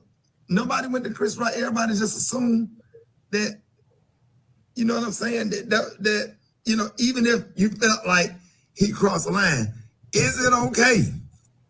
And I don't care what the emotion is. I don't care what about the past anger or he mad about other shit or whatever. What if Chris Rock would have hit him back or kicked his ass or pulled out a gun and shot his ass? What if? Come on, I don't think he would have shot in the audience if you'd have yelled out, keep my fucking name, wife name out your mouth. I don't think he would have shot him then. But you want to put your hands on somebody. That's why a lot of people in the cemetery because of that. I don't care how deep his emotions is and what his past anger is about. None of that stuff. Don't matter. You don't walk up on stage in front of folks and put your hands on folks or whatever. You know, shit. It is bad jokes. What the fuck you want comedians to do? Or we supposed to go and whisper in your ear, say, you know, whatever. Me personally, I wouldn't have did the joke if I knew that she's sensitive about or whatever. How do you know that he didn't know that she had alopecia? But I damn sure didn't know. I don't watch the red table. I didn't know. So if I go out there and do a joke or say something that was offensive or whatever, then I'm like, oh shit, my bad. My bad, bro. I apologize. I didn't mean nothing by that. You know what I'm saying? G.I. Jane was not a prostitute. G.I. Jane was a hero. You know what I'm saying? So it wasn't the funniest joke, and it wasn't, I don't think, and then the question becomes, what was his intent? Was his intent to do harm? You know, and I don't know. And then you fucked it up for Will Packer. That was his big night. And nobody even know that you won the award because you went up there and slapped somebody. Nobody know that you won. And I'm watching people tweet like, stand up for black women. So it's a lot of single black women out here because their spouse is in the cemetery or whatever for not walking away or making a bad decision. You don't put your fucking hands on people, period. Point blank, period. And that's that. That's my opinion. And independent practices. Tell them Rickey Smiley sent you. America's best. It was early.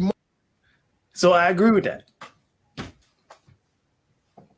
I mean, it's true. You never know what would have happened. That's why I don't. Yes, the joke, he may not have known, and he never got the opportunity to say if he did or not. And then he never got the opportunity to even apologize if the joke would, if Will was truthfully offended or Jada was truthfully offended. Never got the opportunity to do that. I will applaud Chris for not throwing hands back. And I think that's what Rickey Smiley's talking about in that piece, is the fact that, yes, you put your hands on people, the next comedian that gets sucker punched in the mouth, you could have a big brawl take place on stage because of that. And that's what I have to agree with Rickey Smiley there, is that you don't put your hands on people. Nothing justifies that. If you don't like the joke, leave. If you're offended by the joke, talk to the comedian afterwards. That's just the way that it has to be, because otherwise you're saying that anytime somebody says that something that you don't like, then okay, it's okay for you to hit them. So now what are we teaching kids? Are we telling kids, okay, well, if you don't like what he says about you, go ahead and beat him up? So that's why I agree with Rickey Smiley on that. His perspective was interesting, especially when he alluded, hey, like, there are people who are every day, and they don't walk on Oscar stages. It's not this pretty show. It's real life. People die over this. That was a very interesting and real perspective. Hits home a little bit because, you know, I've been in, you know, downtown and what used to be one of the most dangerous streets, like in Cincinnati, a couple of decades ago. And, you know, like even a few months ago, there was like a double homicide, you know, and like every once in a while you'll hear about domestic events, and it's 2 blocks from my home, right? So like hearing about that, like it's real. And, you know, thank goodness nothing else transpired. There were 3 things that, only because okay, so the first one, when he was like, well, this is what I would have done. Well, you're not Will Smith. You've never walked in your shoes. Like, I appreciate his perspective, because that is modeling and showing this could have been another thing, but that's also shaming, you know? And I'm not saying that's wrong. I'm just saying that that's an observation of like anyone else going through a traumatic event and they and something happens, you're like, well, I would have done this. Well, you don't know because you weren't in that position. Maybe for some reason, if you had a shit day, you might have reacted the same way, you know? So that was one. And then two more points, but they're kind of looped together in how he talks about Jada. I thought that was a little alarming only because like he brought it up like, oh, well, she emasculated him on the red table or during the red table talk. So it's almost like, well, she's not, if his intent was to protect her, she wasn't worthy of protecting. And that's not for him to make that call, you know? And then another one was when he was like, well, G.I. Jane, you should be one of those, another you should. Like, well, G.I. Jane, she wasn't a prostitute. She was a hero. Okay. I do have an issue with anyone talking badly about sex workers because you don't know their story. You don't know why they're in sex work. And they're, you know, and that's regardless of anyone's feelings, it's not a degrading, it can be very dangerous if you're forced in this situation or if you're led a different way, but there are plenty of people who have paved their way and whatever through sex work. So I do have an issue with that. And I feel that I can speak on that, I guess, as a woman. And it's another thing of, you know, talking down about women, especially Black women, you know, it's like, so I get it. But if we're going to get into all these layers, let's get into all these layers, right? So it's about how you can have your opinions, and then how we speak helps lend to the solution of the problem.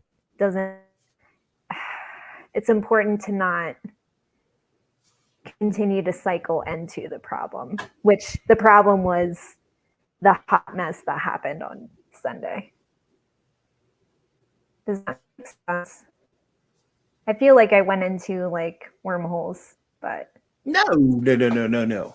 I mean, so you've added more context in there that probably a lot of people didn't think about. So no, you didn't go into any wormholes. okay, because I'm like, he's thinking.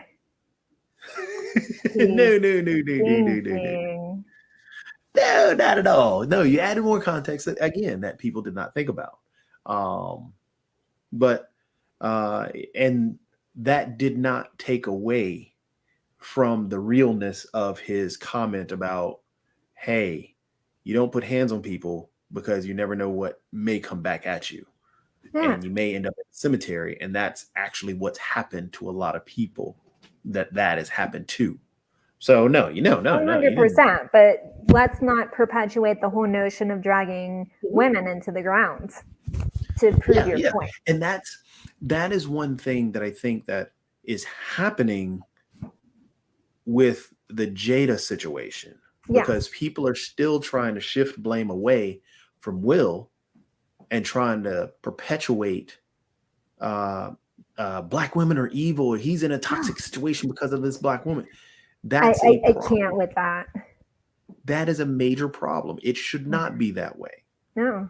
I mean, Jada is her own individual. Mm-hmm. Will Smith is a grown man. So him I'm making his pretty decision. sure that she didn't go over whisper to him, say, get him. I'm pretty sure she No. didn't say that. Not at all. And I'm sure I'm definitely sure she did not reach over. Hey, you need to go fight that man. No, she didn't do that. Will made his decision. Will is in a situation. Yeah. If anything, she would have walked up on the stage and been like, what are you doing? Excuse you, mister. Because I probably would do the same thing if I were that triggered. I'd be like, what are you doing, wackadoo man? Why'd you make that comment? Wackadoo man? What is wackadoo man? Making those crazy comments. And that's actually a discussion that I got in with someone else, because someone posed that question. Had Jada gotten up and done the same thing that Will did, would the feelings be different? Honestly, for me, I don't think so. Because again, we're back into that point of trying to justify physical violence. Is it okay for this individual to be physically violent to words? And we cannot do that. We cannot normalize physical violence. It should always be, unless you're under threat, about to be killed, attacked, or yelled at, and all this other stuff, that's when physical violence comes into play. Mm-hmm. But if somebody says something about you that you don't like, it's not okay to hit somebody. Be man, woman, whatever. It's not okay. And that's where we try and teach kids that. We preach to kids to that. From going to Sunday school to going to summer school, every class, if you go up and hit somebody, no matter what they may have said, you're getting suspended. We preach against that. We have laws against that. It's illegal for you to do that. So to try and justify it because you like the actor, that's wrong, because then you're condoning it. But yeah, so out there that if we go by, but it's illegal. I mean, there are all sorts of weird things that are illegal that could be debatable. I'm not saying that violence is one of those things, but if we're going to go into, well, it's law. I mean, like, and so Florida, because it's law, the whole don't say gay. That's so if we're going to go there, we cannot just go by, but it's legal. That's why I gave the notion or the more context. It's like doing research on, hey, if somebody says something, if you look at one thing and then use that as your one source of information, you can't do that, because that one source of information may be in your bubble that you feel comfortable about reading about. If you look at multiple sources and find out the real story behind the situation, hence the reason, it's illegal for the hit. It's also, you get suspended for the hit. It's also in Sunday school, they preach about you not hitting. It's also from parents telling you not hitting. So that's multiple sources. So it's not just if it's illegal. Hence the reason why I gave those examples. I get it. My apologies. But DL Hughley did also say it too, and he didn't quite give it in that context. And I just wanted to say, well, I get that, but it's illegal to sell cars on Sunday in Indiana. Yep. There are a ton of really bad, dumb laws that are still on the books. If you ever look up, there's a book that used to come out every year. I think it's still in the bookstores. I have to find it. I actually bought a copy. It's actually how I learned about the history of Kellogg cereal, which was interesting. But it's called Uncle John's Bathroom Reader. They have different versions of it, and it is amazing. They do dumb laws, and they go through different stupid laws throughout the country that are still on the books. They talked, like I said, I learned about Kellogg cereal. You know the history behind Kellogg's? About how they came up with cornflakes? How it was supposed to be? It was cornflakes. There was, I know I'm gonna butcher the story, but evidently cornflakes, when it was first made, It was two brothers. One brother was he was dealing with psychiatric patients. This is way back, like years back. When Coke had Coke in it. Exactly. This one, the gentleman was he worked in a psychiatric ward. He was trying to make his patients regular in terms of their bowels. So he created this cereal, this flaky cereal, and it helped his patients. Well, his brother stole the recipe, added sugar, and sold it.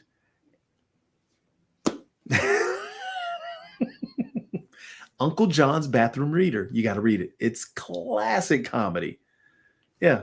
It talked about stupid lawsuits. I'm sorry, but I would totally slap that brother. There was a lawsuit where I think it was they were in a fast food restaurant.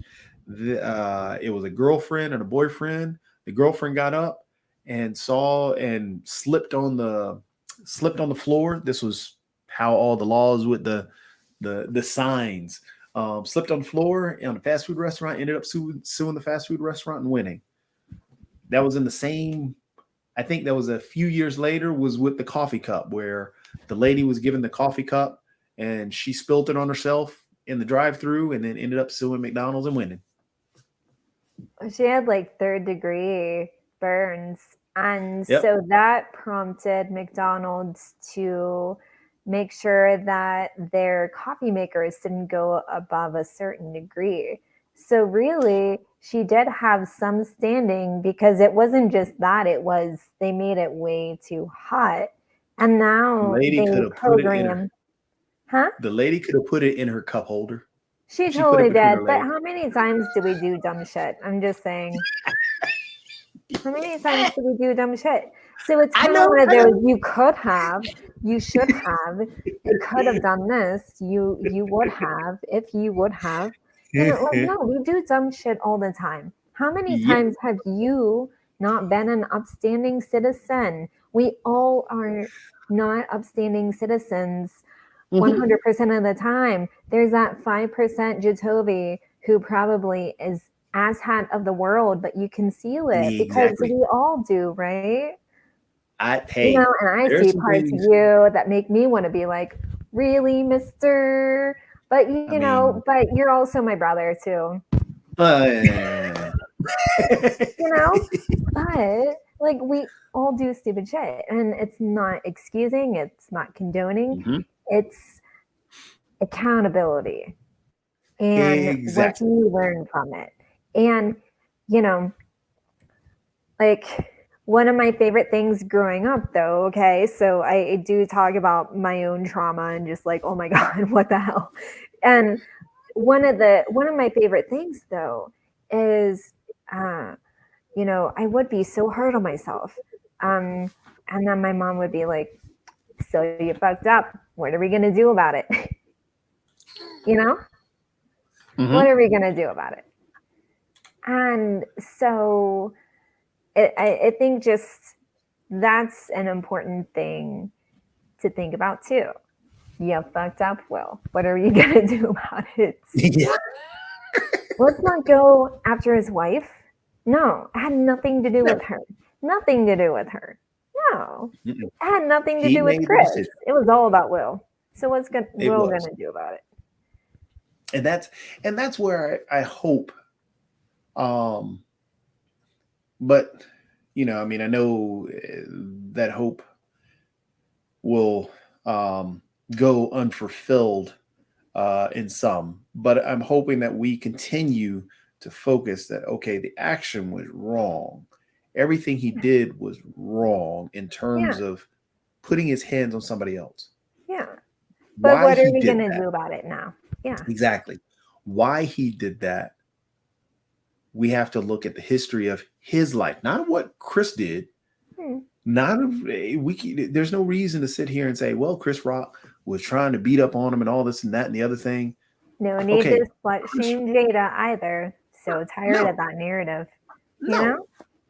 Because, for example, Chris Rock, he said what people are trying to bring up. Oh, well, he said something about Jada and Will in 2016.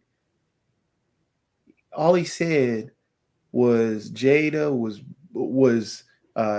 wasn't invited to the Oscars.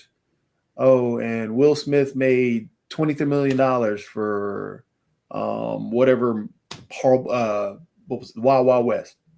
Okay. So you are saying that this Chris Rock is bullying them by talking about a public thing that they put out there, just as DL Hewley pointed out. So if you give me the tools and I point out that you have these tools, I'm bullying you now, even though you keep throwing that information out to everybody's face. So no, it's not what Chris said.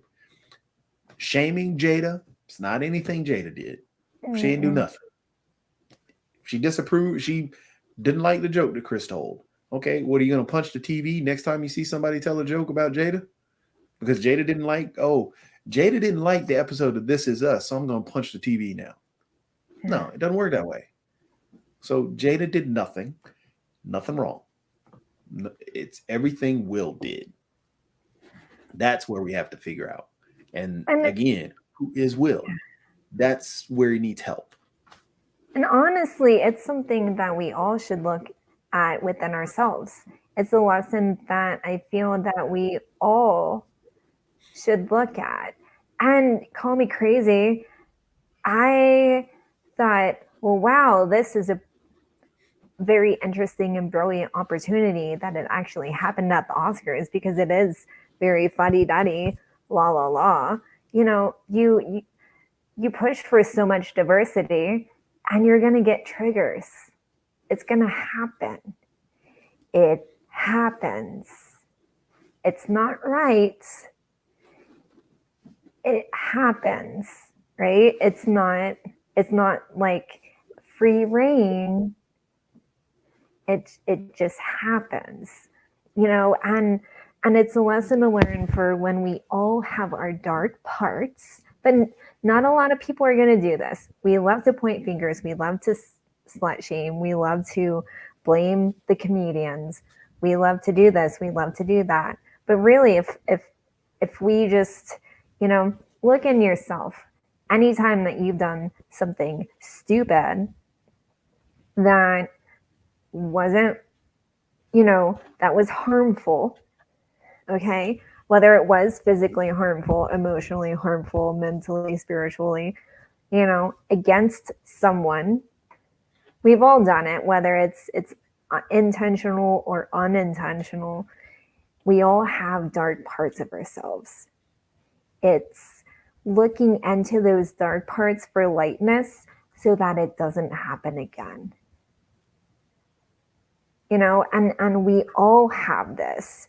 So, you know, shaming and all this only digs a further hole into the darkness. But just bring it to light, like everything else on Red Table Talk. You know, let's bring it all to light, because we all do that, just in different ways. Exactly. I mean, and honestly, that's what I think.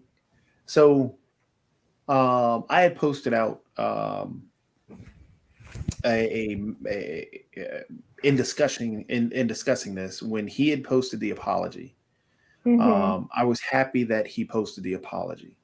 Mm-hmm. But I think because of the division that came out, the fissure, the problem that comes out of this is the stereotype issue that's come up. That's that trigger. That's that trigger for some people. Some people just don't like diversity, and it's sad, but that's our reality. So that happening and instilling and really solidifying this idea of what Black people are. When he posted the apology on Instagram, again, I'm happy he did that. and I hope he seeks help. I really hope he seeks help. But what I think needs to happen to help combat the stereotype that is getting solidified and I guess just backed up by the whole incident, I need them to make this a public apology, not an Instagram apology or a Facebook post or a tweet. I need them to get on a stage together and show some type of conflict resolution, some type of unity, and some type of, hey, we are two extremely educated Black men that represent our community. We had a issue and we were able to come to a solution together. We're here to keep pushing our community forward and being representatives of our community. We would like to continue to be those idols that people look at. And we want to show those individuals that see us, believe in us, follow us, and do as we do. When we come across a problem and we make the mistake, both of them can say they made a mistake. But we make the mistake, we are able to reach to that other individual that would be our victim. Because honestly, Chris can say that Will was his victim from saying a joke, and he may have offended Will, or he may have offended his family, and he feels like he must retaliate. So yes, okay, he can be seen as a victim because words hurt. Will, of course, Chris can easily be seen as a victim due to physical violence and an assault happening. Yeah. So they could say, hey, I can reach out to the individual that I harmed and come together with them and move forward together in peace and work together to continue to push our community forward. That's what I think needs to happen, because an apology is one thing. If you go to a bad restaurant and that restaurant is just the worst thing in the world, yeah, sure, you're going to hate that restaurant. Probably never go back. Yeah. But you know what else you're not going to do? Read the fact that they remodeled, got a brand new manager, got a whole new staff, got a whole new menu that you would really enjoy. You'll never know that because you've already been there that one time. And it was the worst thing that you've seen. Everything when in the news, when they made these public statements, especially during election season, putting out all these false statements, we see all the false statements, but we don't really read the correction that happens afterwards. This is why I say it has to be a public thing and put it big, because people are never going to really read the apology. People are still fighting. Oh, well, Will Smith did this. Oh, well, Chris did this. Okay, Will Smith, did you read the apology that he put out there? No, I didn't. I didn't even notice. I don't even have social medias. Exactly. Maybe he does. Maybe he doesn't, right? Yeah. But all I saw was they hit each other. They haven't even talked to each other. So they need to make a joint statement. They need to be seen together, because that is that healing. And not only from the division of I'm team Will or I'm team Chris, but even more so to the stereotype that is being solidified in those individuals' minds that, hey, you can't take Black people anywhere. This was the best of the Black people, and those Black people still fighting on stage. That's what's being solidified in a lot of people's minds. That's our reality. It's not the fact that we don't want it to be this way, but that's the reality of the situation. African Americans are are less than 17% of the population in this country. But we make up the majority of that those who are in jail. Those who are incarcerated are the only people that some people only know. So when they see a black individual hit another black individual on stage, you know what? They should be in jail. That is that thought process. And that is what's getting instilled. That's why it has to be something public. It has to be out in the open. It has to be, hey, we're working together. We understand that we made a mistake. Our personal grudge got in front of everybody, but we're squashing that. We're working together. Shake hands. Heck, I don't even. We're gonna create a foundation. All that stuff that can be great, but as long as they're on stage together, talking about how they cleared, they resolved their situation, and they are moving forward together. That is what needs to happen, and that's that solution that needs to happen. Not, like I said, not the hey, here's my Instagram post. Yeah. I Well, thank you for and it. honestly, if who's to say it won't happen? Because he put that out there because it happened, and then the next day, bam, that was warranted. That was very much warranted. And honestly, the whole shame spiral, and he was to say that Chris Rock wasn't beyond pissed, and Will's just waiting it out. And Will's trying to come up with the words for an actual, sincere, private apology. And, it would be very awesome to see, like you said, this coming together. Will cools off. Will goes to therapy. Will and Chris go on a show together. They have their own little special. Interviewed by Jacoby McDuffie. Of course. Because you spoke about all this so beautifully well. And I could feel your frustration and almost anger of, you fucking affected me. It affects me. And so that would be a great opportunity. So Will Smith, Chris Rock, we should tag them on here. I'm You need need an interviewer. So you need an interviewer. Forget there Oprah. was- We have just Jacoby McDuffie. And Zenora, who is big time. Big time. Yep, she's big time. She got There's connections. actually- She'll get you that interview. So Nas put out a song just recently, as a matter of fact, not on the last album that he put out, but the one prior. I forgot the name of it, but the song itself is called.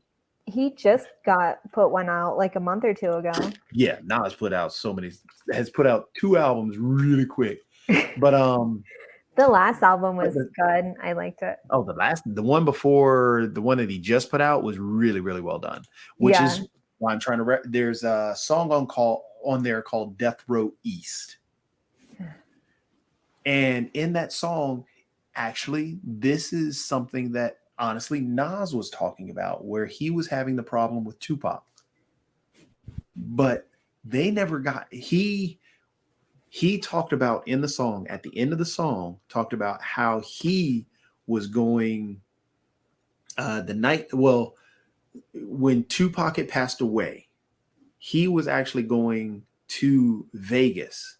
They were in Vegas because he was going to meet up with Tupac so they could kind of squash what was going on. But he never got the opportunity. That's what I don't want to happen. Because not only, both of them are, getting up there in age, but again, because of their status in this world, especially in the African American community, both of them, It doesn't. Yes, the whole situation with Chris and saying the N word with the white comedians. Yes, that was a problem. But again, he's still one of the top black comedians out there, hands down. People can argue about that all they want to, but it's true. I'm not a big Chris Rock fan, but I appreciate and respect the work that he does. But as Nas talked about in that song, which could have had the opportunity with Tupac to squash a lot of the East Coast, West Coast bias, there would have been a lot. Like, I don't think what happened to Biggie would have happened, because that happened after Tupac was killed. And people think it was a retaliation thing that Biggie was killed. So, hey, if those two squashed it, where would rap be at this moment? Yeah. How many artists would still be around because of that? Those two could have led a lot. Tupac was brilliant at his craft. The dude went to Juilliard and all this other stuff. The man was talented. How many people could he have taken under his wing and actually pushed the actual rap game? Where would he be at this moment? I mean, so looking at it from that light as well, it's just a matter of taking the opportunity that you have to truly lead and not sit there in a grudge match for nothing. Yeah. Yes, you have issues. We all do. Seek the help for those issues. Mm-hmm. But understand, this is a moment in time where instead of putting out an Instagram post, which most people are going to never see, and then most people who do see it are going to say, well, your publicist did a great job. Get on stage with the individual that you are having an issue with. Stand up and show that, hey, we're two strong black men who can come to an agreement and a solution and squash our problems to move forward. Made a mistake. That's it. In due time. It's been 3 days. So yeah. It takes a while to book an arena and all that. And, you know, Well, your Chris schedule's Rock, so busy. Your schedule's Chris- so full right now. So, like, they'll have to plan around your schedule for you to be that. That is true. That is true. I mean, you know, it is tough. I mean, vacations to Myrtle Beach.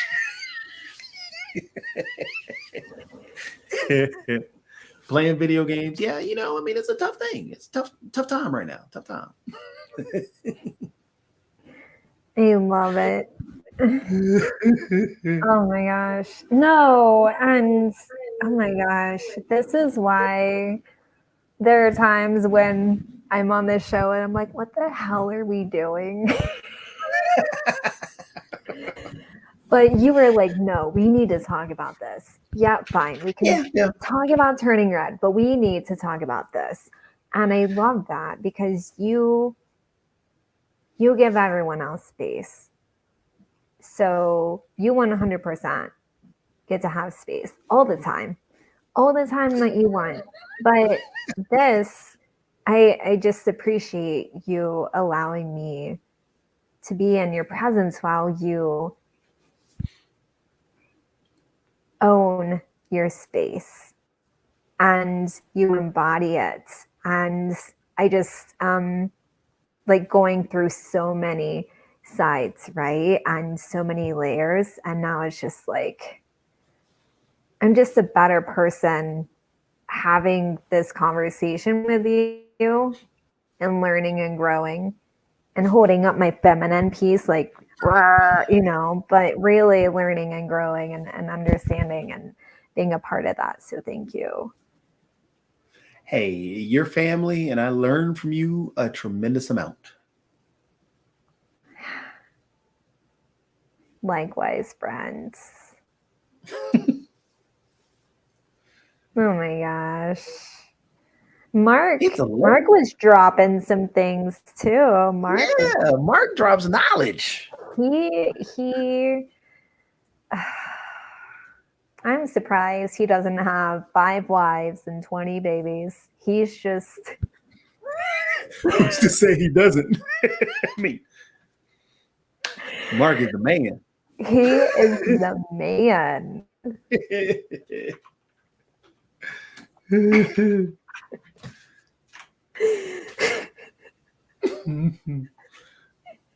We didn't even get to play with the words on stream today. It's okay. We had more important things to do.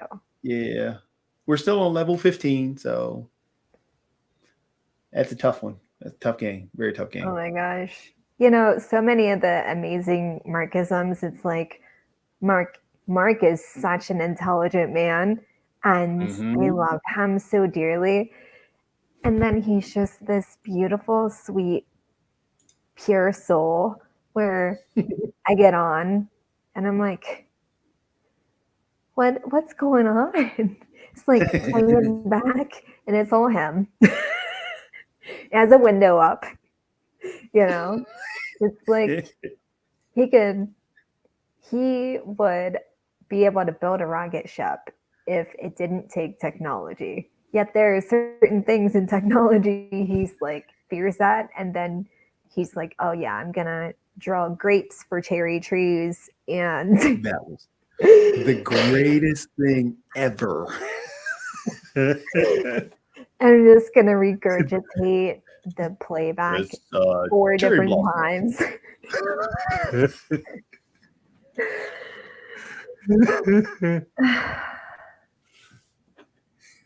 When he said it was cherry blossoms, that made me so funny. The grapes, Mark. The grapes. Same thing with Minecraft. It's a phone. Minecraft? Well, you can play it on the phone. Oh my god. But that's Mark. Oh. You guys really are my family. You know, you're just two sweetie peas. You let me come on and just yap my jaws and get feisty. And then I listen. It's fun when you get feisty. It's fun when you get feisty. Same. You got intense tonight. You're like, I'm fired up. And I just appreciate you and all the lights. But especially when you are like, no, I'm gonna talk. And this is my thing. Instead of, okay, everyone, talk amongst yourselves. I'm gonna be it's the middle fun. child party guest or party host. It is fun doing it that way. Just letting everybody talk. Drop a bomb and then run out. You guys, what about this crazy thing? Peanut butter, jelly, go. Yep, exactly. But yeah. Oh my gosh. Yeah, it's 11:30. Yeah, I just noticed that. I have so much on my bed. I'm not going to sleep tonight. I have so much I need to organize. Uh-oh. I literally uprooted my room because I felt like it. Oh, Lord.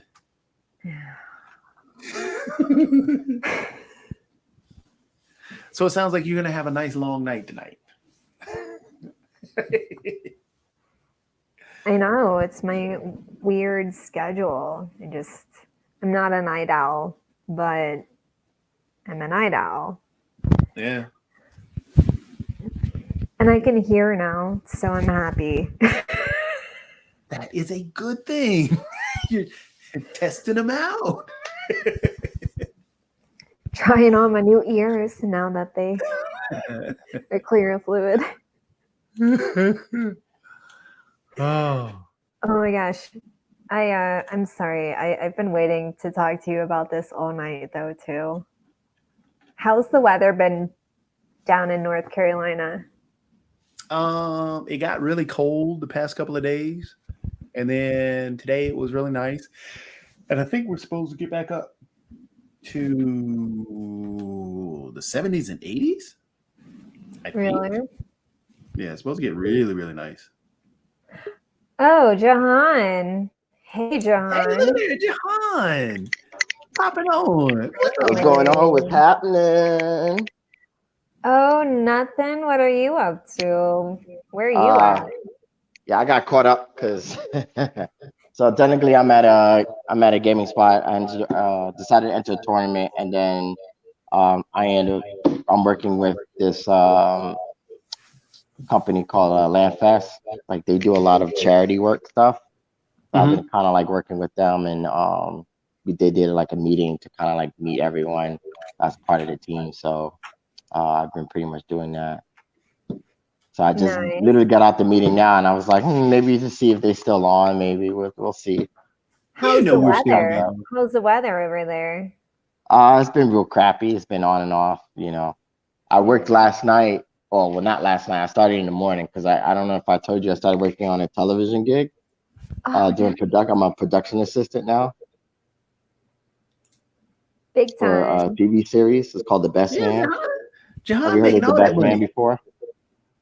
Uh-huh. Yeah, they did 2 movies.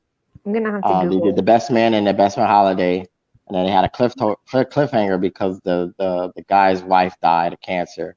So now they kind of like they're doing a TV series that's kind of like all the kids are grown up now and everything else, so things change. So yeah, Oh yeah, I I just remember that after movie. it started production, like I was saying, this month I would say started this month. So it goes on till June. So it's been good. I'm on the bottom of the Wow. barrel. Bottom of the barrel. You Nice. in there? You in it, man? Yeah, but Wow. people don't know what not personal, production assistants go through. They go through a lot of craziness, man. They go through a lot. I Oh, see I'm why. sure. They get treated like crap. I was standing outside and I'm freezing my butt off. I mean, my whole body was so cold. I had to take a hot shower as soon as I got home. Like, it's ridiculous. Like, no So what's one. I'm sorry, go ahead. Oh, sorry, I was gonna say what's crazy is that last night it was like, I don't know, it was in the 30s. And then Yeah. today it was high of 79. Oh, And wow. it was like gusts of wind too. Right before I popped on the show here, I took Henry out real quick, and it was like this calm, but it was after the wind, and we go around the corner where we usually go, and there's like construction on 12th Street. They're revamping a lot of the old row houses because they were built in like the 1830s. So there's a lot of reconstruction, and there's like this porta potty on the corner of like 12th where we always go, and Henry likes to pee on there, but like we go, we turn, and the porta potty is down on the ground. It's on its side. And Henry's like, what's this? And then all of a sudden a rat runs out. And I'm like, in all like my 3 years being downtown, I'm never amazed at the weird shit that happens. Like literally.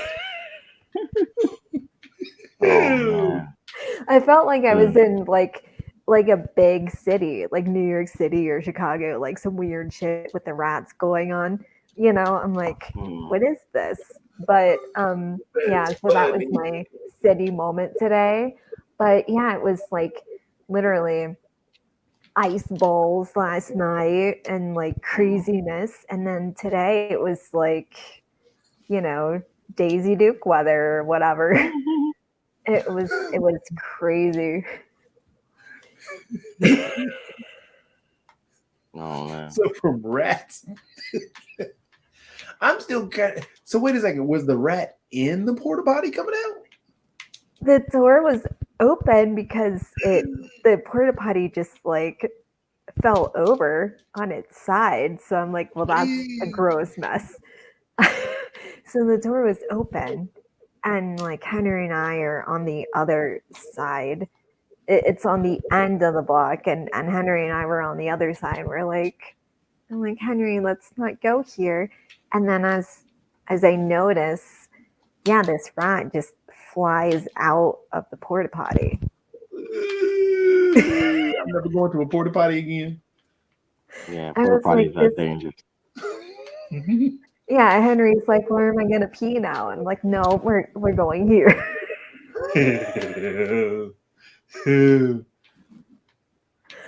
Weirds. Anyways, I like to know the weather around the country because it's doing weird shit here. Oh, it's weird here too. Don't worry, you're not alone. I mean, we're in the season of where it's just either nice shot. I thought he had that. Mm-hmm. Where it's going to be Centimeters. either cold in the morning, warm in the morning, raining in the morning, cold in the afternoon, raining in the morning, hot in the afternoon. It's just every season and every day. Oh man, What you yawning for? What you mean what I'm yawning for? I'm tired, man.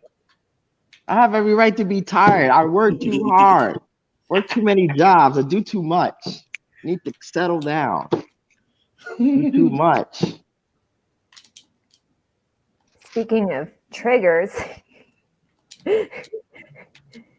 triggered Jahan. He's tired. He needs a I'm nap. tired. Man, I'm just tired. Take a nap. So wait a second. You went to a game. What is the gaming event that you were trying to get to? No, I'm here. I'm at next level. They do like weekly. They do weekly tournaments every Wednesday. So I came to practice because I want to get better. King of Fighters 15 has been really good. So I'm just trying to get better. And then I forgot that I had a 10 o'clock meeting. So I've been on that 10 o'clock meeting ever since. And then they finally finished, and now I'm here chatting with you guys. Oh, I'm off this whole week for production because they're doing all the smaller scenes, like they're doing a sex scene with Nia Long, and I'm just like, I want to be there. They're doing that at Penthouse in New Jersey. I'm like, damn. it's a very vulnerable scene. It is. Yes. It definitely is. I wouldn't want any random. You want guy to have like a whole bunch of like in the 10 million penthouse. people watch. That's so I weird. have a whole bunch of 10 million people watching. No, I No, understand. but I at least understand they're why not they going do to break that. in through the penthouse. Like, let me see your goodies. Break in. The first thing you say, let me see your goodies. Yeah, that's funny. Ooh. So wait a second. How were you able to play anybody in the tournament or? Yeah, I already played. I got bodied. So okay. I mean, I haven't been really playing that much, so that's the reason why I rarely have time to play like I used to. So Gotcha. but it's fine. I mean, I'm learning, figuring out maybe what like I would want to do later on, but that's just all of a process, Yeah. all a process. Definitely. I mean, I was just asking because Kara didn't see me destroy you in Virtual Fighter. I mean, just saying. Oh. You hear this?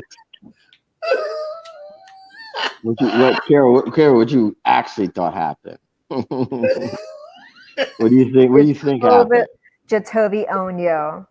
Oh wow. Wow. Okay. You actually believe them. I thought you had my side. What happened? Oh man, you missed. That was a good shot though. He's spam. You're a newer introduction. It takes me months before I like fully warm up to people. Months and months, sometimes years. You still haven't warmed up to me yet, Kara? I'm getting there. Getting there? What? I know. Like if you have to compare Jatovi, but like okay, in all fairness though, like Mark Lee was first. So like between Mark Lee and Jatovi, I'm just like Mark Lee. But because he's Merkley. Okay. And then, but Jacoby and anyone else, Jacoby. He's Bam. Just very Taurus-y that way. Possessive. Okay. Yeah. I still like people, but then I'm like, Jacoby. Okay. Yeah. I mean, I that's know. fine. That's fine. That's fine. Yeah. That's cool. Yeah. I mean, you're not chopped liver, just Jacoby. In your crack. What? Oh yeah, I don't know why that's what they named their team. In your In your crack? crack. Yeah, I don't know why they named it that way. Is that the same people who invented the Wi-Fi network at Yo Bitch House? Probably. That's funny. Oh, look, they're back in there. I'm gonna have to beat them this time. Hopefully, they don't leave. Oh man. Well, I love you both, but I have to get back to cleaning. And You're cleaning. What are you cleaning? I just decided to just uproot my entire room and just organize and clean it top to bottom. Okay. You getting ahead of that spring cleaning, huh? Yeah, I don't know. I just felt it. Just had to burr. Just had to do something. Okay. Yeah. You work it out. Listening to like 80s, like Tina Marie and stuff while I'm cleaning. Okay. Well, I thought you were this was 80s fun. ska music. 80s ska?